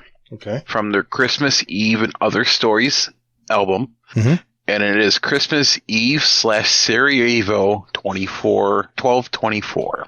I'm going to add it in right now. If you've never seen them in concert, I have. It is something to go see. Very good orchestra. Okay, I'm adding that to the playlist right now. You get an advanced edition right now. Boom. Done. Good deal. What did Gator pick? Let's see. Gator pick. Okay. I chose this song. I found this guy. They were on some television news show. They were talking about his picking skills. He's a really good guitarist. And once I started looking this guy up, I found this nice little country song that actually featured Luke Combs as well. He's a 30-year-old Michigan native from Lansing. He's a progressive bluegrass? No. He's a progressive bluegrass and outlaw country artist, and he dabbles in roots rock, jam band, and Americana as well. At least that's what Wikipedia says. This guitarist, he won a Grammy in 2021 for Best Bluegrass Album. Born William Lee Apostle, it's Billy Strings, and his duet with Luke Combs in the song The Great Divide, which talks about how far we are and how far apart we are as a nation and how it's time to bridge the gap and start working together again. It's a heartwarming, kind of very strong patriotic song, and it's fun to sing to. So that's what I picked tonight. All right. I wanted to mention, before we move on to our question of the month, that we don't normally read out reviews, or we never really push for reviews on all the podcast apps out there. But if you want to send us a review, we would appreciate it. It does help us get noticed by and recommended more to other people on these podcast apps. So if you leave us a review, we'll look for those, and you might actually read one out on the show. So I just want to let you know about that. And finally, we come to our question of the month. And our question of the month for November, which was from Moose, captain of Laser Blazers. He said, I have a suggestion for the next question of the month. If you had a piece of armor or weapon themed around you or your guardian, what would the flavor text be? And we had a few speak pipes about this. I'm going to just play them briefly here, and then we're going to have our drawing. Sound good? Absolutely. First one is from Hawkslayer. What's up, my Gleb Glops? It's Hawkslayer here. So, in order for this exotic to work, I would need two components. Number one, the exotic, and number two, I would need an emote. I need an emote where somebody holds out their hand and it's a bird. I'm not alluding to a bird in the hand's worth two in the bush. I'm not alluding to that at all. I'm alluding to the other innuendo. Anyways, the exotic would have to be a helmet. The helmet would have to be kind of like a devil horn type thing, or it could be a helmet that just says "All Hail Respawn," because how it would work, whenever you were wearing the helmet and you gave the bird emoji, you would go invisible. Now, depending on how many void armor pieces you had, it would add a multiplier on there, extending your invisibility. So you can have up to 1, 2, 3, 4 extra pieces of invisibility. So let's say that would be 5 seconds originally. Adding the 4 times multiplier would be 20 seconds of invisibility. My brain hurts. But in order for that to proc, once you give the bird emoji, it has to show a recipient. You can't just do it out in the middle of nowhere and then you get it. No, that's not how it works. But, yeah. You guys are welcome. Love ya! Only Hawkslayer. Thanks, buddy. All right. Yeah. All hell. He's referring to Respawn because he was he was cheesing the invisibility when he had a duel against me and Hazel and I should say. And, yeah, he was invisible forever. Oh. So that's why he calls it. I thought he was going to go with that. I thought he was going to make like an exotic boot. Okay. All right. We got another one here from Miner. Let's see what he has to say. Dude, this is Miner. My answer for the question of the month. It would be an exotic armor piece for sure. And the flavor text would, I mean, come on, you guys already know this. It would definitely be, dude, everybody can relax. I'm here now. Later. Nice touch, Miner. Appreciate that, buddy. I'm going to keep moving here. We got a few more. This is from Carpal Leader. Hey guys, Carpal Leader here. For question of the month, I thought I'd put an answer in. So, I'm a player who dies a lot. So I was thinking maybe having like a universal chess piece that took shares really well because I'm a hunter. And it would have a small chance of being able to tank the final blow of anybody's attack. Small percent chance, so, it's not too OP. And in the flavor text, it would say, maybe this time you won't die, like the million other times before this. Thank you, guys. Nice creativity. Have a good show. Nice. Thanks, Carpal Leader. Got one from Hades. What up, guys? Hades here. First up, Gator, I feel very called out. Just finished listening to the Jealous Bite episode, and the whole, yes, moving into last second thing. That was uncalled for. Very fair. What? But uncalled for. What? I'm gonna stick with my first initial thought for, this room echoes, for, question of the month, and anyone who's spoken to me or played with me would probably agree. It'd probably be something like a chess piece with 4 or 5 stab holes in it. And the flavor text would probably be something along the lines of, the Elixir don't understand sarcasm. Because, yeah, I'm not at all sarcastic on this, maybe sometimes. Love you both. Love the show. Jeez. Have fun. Thanks, Hades. All right, I'm moving on. This is Moose, who actually came up with the question of the month. Thanks, Moose. Here we go. Howdy, y'all. It's your favorite cold weather cowboy Moose here, and I'm here to answer question of the month way later than I was hoping to. I meant to do this a while ago. Just life and time have kept me busy. So, for flavor piece, I would say probably for my Titan on either arms or a chest, it would be the Fury of the Storm pales in comparison to the Wrath of the Wall, as I usually run Sentinel Titan, either with either super, but it's usually all about creating overshields and destruction from a stationary position, preventing anyone from approaching. And then for my Hunter, which I play more than my Warlock, which is not much, but it's still more. The only shot that really matters is the last shot fired.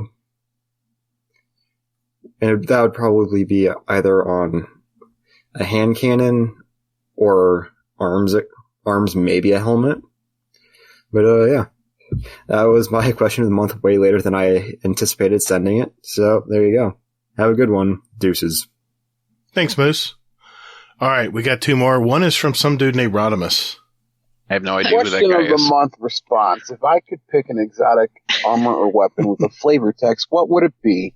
I don't know. I haven't really put much thought into it, but I think today's the deadline, so I'm just going to send it out the way it is. I would pick a piece of armor. You'd have to do a quest to make it real difficult, and you have to kind of learn about yourself as a guardian. And at the very end of it, it will say, "Arise, my guardian, have the power of the Matrix." Ooh, I like that. I'll take that one. Mm-hmm. It's not a reference to anything. All right. Last one is from Mr. Monkey. Hey guys, Mr. Monkey here, recording my answer for the question of the month for November. What exotic sums up me or my guardian best? I think it'd be a pair of boots to help my warlock jump better. The flavour text would be 3 sentences, the first one being, "Hey, I've got this." The second one would be, "Oh shit," and the third one would be, "Guardian down." Hopefully that'd help me at jumping puzzles. Either that or maybe just a ornament for the knucklehead radar that turns the site into just a giant monocle. I hope you're both keeping well. Lots of love and see you soon. Bye. Well done, Mr. Monkey. He gets my vote for best idea tonight. Yes. I got this. Oh shit, Guardian down. That might be a title. I like that. Good job. Good job. Yeah, because we're always razzing him because when we do raids, he's always falling. Oh shit, can a guardian down? Exactly. All right. Those are the speak pipes for the question of the month. Thank you, gentlemen. We have just so we include everybody here because we have a drawing here to do. In our question of the month channel, in our Discord, we have entries from Sunday Candle Toes. That's Bell. Tola Bell. We have one from Ronan Red Lion. And Czar of Chaos Briggs. That's Big Briggs. Eggnog Magic Lips. That is, I believe that's Danger Powers. Yeah, That's Danger Powers. Yep, Danger Power. So we have those 4. I think those are 4. So here's what I've done. I have those 4 listed that put their answers in the question of the month channel of Discord. And I put the remaining 7 that we just listened to, speak pipes. And now we're going to have a drawing. So I need PeepyPipes in no particular order. I've totally scrambled these numbers. I need a number from 1 to 11. I'm going to go with 8. How about that? The gentleman who came up with the question of the month actually wins the gift card. That's Moose. Awesome. Good job, man. Way to go. Great. I'm going to put this down. 1 gift card. I will get that to him first thing next week. All right. Then that means the remaining 7 speak pipes, we have 2 more drawings for podcast merch. So let's see. I'm going to re-scramble things here. I need a number from 1 to 7. 2. Minor wants some more swag. Nice. Hey. Sure, I get some more to him. Swag. And then let's take number 2 out. So pick another number from 1 to 10. 7. Carpo Leader. Good job. There you go. Carpo Leader won some more swag. All right, I'm writing this down so my old brain won't forget. So congratulations, guys. Moose, you won the actual gift card, $25 Amazon gift card. I'll be getting that to you next week. I'll give you the digital version. That way you can use it right away. So I'm sure you can use it this time of year. So that means, what is the question of the month for December, right? And I have to give credit to our very own Rodimus Prime here, because I was reaching out to our Patreon community and I said, what do you guys think? What should we do for question of the month? And I thought this was actually a very good question for the end of the year. So the question of the month for December is, as you've joined our community or our podcast, what have you gotten out of it over this past year? And an optional answer also is, what would you hope to get out of it or see going into the next year? It can be whatever answer you want to give us. Can my answer be everything? Everything all at once. I only have 6 months, so everything. Exactly. Yeah, I hear you. So as you joined our community or podcast, what have you gotten out of it over this past year? If you want to share that with us, or what do you hope to get out of it or see to it into going into next year? We'll need those answers by Friday, December 30th. And on our first episode of the new year, episode 181, Hazel and I will play the answers from our SpeakPipes and include our answers from our Discord. You can send us a voicemail, like I said, speakpipe.com/GuardianDownCast, or enter your answers in the question for the month channel in our Discord. The links will be to both of those in our description down below. And just know we'll be having another drawing for another $25 Amazon gift card. Good way to start the year. But our SpeakPipe answers will be entered into 2 additional drawings for podcast merch, which, if you are interested in getting some of our merch, by the way, we do use designedbyhumans.com. Just search for Guardian Downcast. We got all kinds of good stuff in there. All right. I wanted to give a shout out to our Dungeon Champion patrons, Scoot, the Scarlet KM, Oh Hey Redneck, Technical, Sauced Waffle, and the Average D2 Player. Thank you, gentlemen and ladies. And of course, our OG Raid Boss patrons from the very beginning. That would be Jealous Gaming and Frostbite, which we had on our show last week. That was pretty cool. A quick thank you to all our Patreon members out there. You know who you are. Giving back to our show and community has been really great. And Hazel and I, thank you. Hazel will be saying thank you right about now, but he's asleep. Hopefully, you're also enjoying the bonus content we release. I think we're trying to release 2 episodes per month. Like I said, we do this podcast for the love of the game and, more importantly, for all of you that listen. So thank you. Whether you're a patron or not, we just thank you for listening to our show. And if you think you received any value from our podcast today or are interested in giving back, check out our Patreon, patreon.com/support Guardian Downcast, all one word. Link will be in our description as well.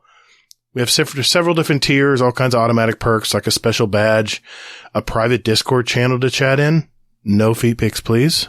Thank you. So thank you again to all our awesome members.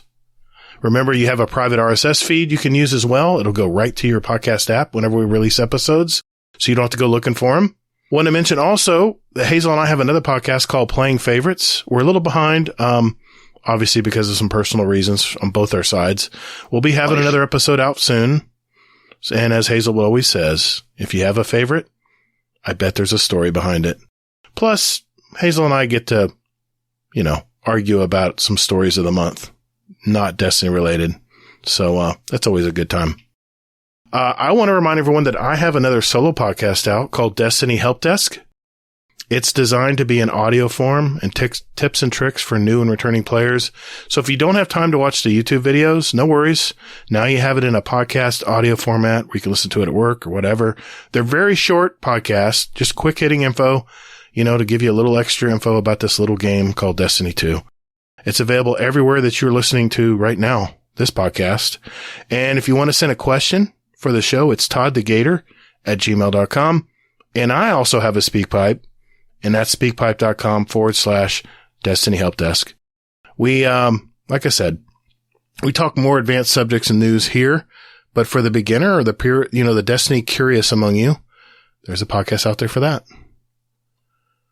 It's a great channel to learn new things as a new player. Absolutely. Thanks. Appreciate that. Yeah. I don't do it for anything other than just to help new members that are, I want to encourage more people to play the game. That's why I do it. So, yeah. It's definitely nice to just while the game is loading up, just pop out a video real quick. It's great. Definitely. Well, season 19 is probably a day away once you hear this podcast, but that is a wrap, guys. Another episode in our collection. If you are just finding out about us, we have 175 other episodes with interviews from gamers all over our community. So take a look at those, especially if you're just finding out about us. And if you like what you hear, do us a favor. It's the only thing we ask is tell a friend about us or send that share link. It's all in our description down below. PeepyPipe, I had a great time tonight. I've been looking forward to this. I've been looking forward to this show. You were a very, very interesting person. Oh, well, thank you. Yeah. Thank you. It was a really good time. Yeah, it was a good hang. It went a little long tonight. I do apologize, but we had we had so much to cover tonight. So don't worry. I'll condense it down. It's a big fun show. Exactly. You'll be one of the bigger shows. Yeah. So cool. How can people find you if you want people to contact you? Well, you can definitely find me anywhere as just PeepyPipe.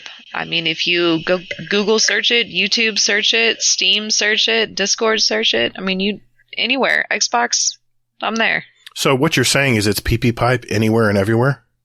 Correct. Sorry, I had to steal Hazel's line. Anywhere and everywhere, PeepyPipe is there. Perfect. That's better than what Hazel does. You can find Hazel, by the way, Hazel NT, anywhere and everywhere. Or you can just find him in the Discord. He always agrees with Rodimus, apparently. So, absolutely he does. Speaking of Rodimus, thank you for filling in tonight, Rodimus. Oh, no problem. Yes, buddy. Thank you. He's like a pro, isn't he? Just fell right into Hazel's seat and said, all right, let's go. All right, let's go. No nonsense. He kept me in line. Thank you for that, sir. Absolutely. Someone's got to. Yeah, you're right about that. Where can people find you, sir? You can find me in the Discord. I'm usually complaining about something on any given day. Hey, I did a little organization in the Discord today. I did a little. I'm getting there. I'm getting there. We're trying to streamline our Discord. It's a little cluttered, so we're trying to streamline things for the first. It was only 3 hours of banter.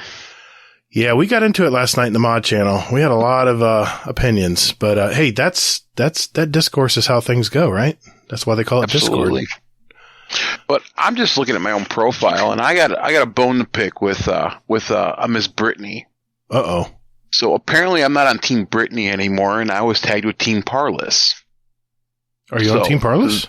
Oh, absolutely not. So since I was kicked from the team, I'm going to go join the Laser Blazers and their movement for less channels. Oh, no. What did you do, Brittany? What did you do? I'm sorry, listeners. If we have like a little inter-Discord little, how would you say? Little groups we're forming. War. Little feud. Yeah, I guess you could say that. We have Team Laser Blazers. We have Team Chaperone Hands, which I think is Briggs and one other person.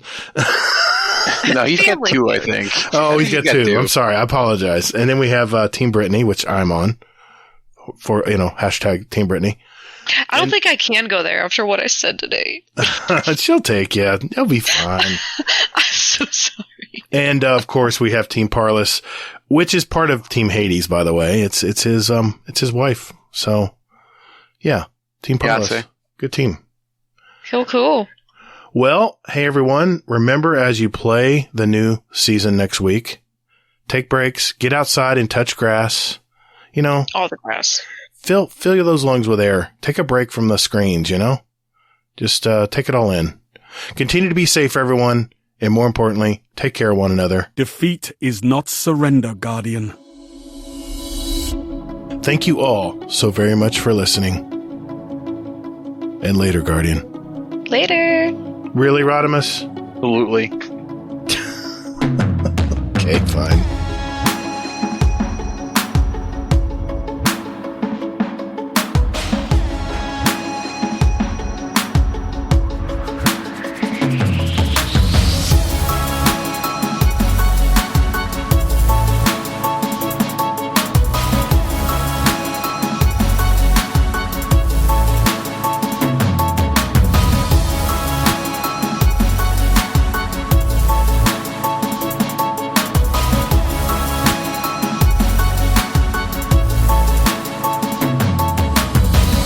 I won't take Hazel's line. You should have said I'm sorry. Toddled. All right. Get toddled? Oh, why would I say get toddled?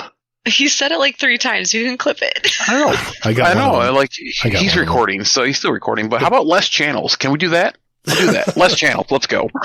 Team Laser Blazers for the win. Okay. Yeah. Pew, pew, pew, Well, thanks again, PeepyPipe. That was fun. I'm sorry it's late. Absolutely. Yeah, you can see our shows can get a bit long. So it was great. It was fun. Had a blast. Good deal. The whole time. It was fun. Yeah, I love your energy. It was great. It was good from start to finish. And I'm still going to bed earlier than I were on my episode because we didn't go on a 3-hour tangent about something off the record. Oh my God! Yeah, I know. Sorry. I don't even remember what the tangent was. Anyway. About the new player experience. Oh yeah. Yeah. No, that was part of the topic of the week. Oh, that. Oh, no, from us, from you, me, and Hazel. We were like 2 hours. That's still one of those takes is still in the vault because it got so freaking heated. I felt like everyone was going to be uncomfortable if they heard that one. You got to release it at the end of the year. I will. I'll release it in a bonus special. Something. I'll put it out sometime when it's not so serious.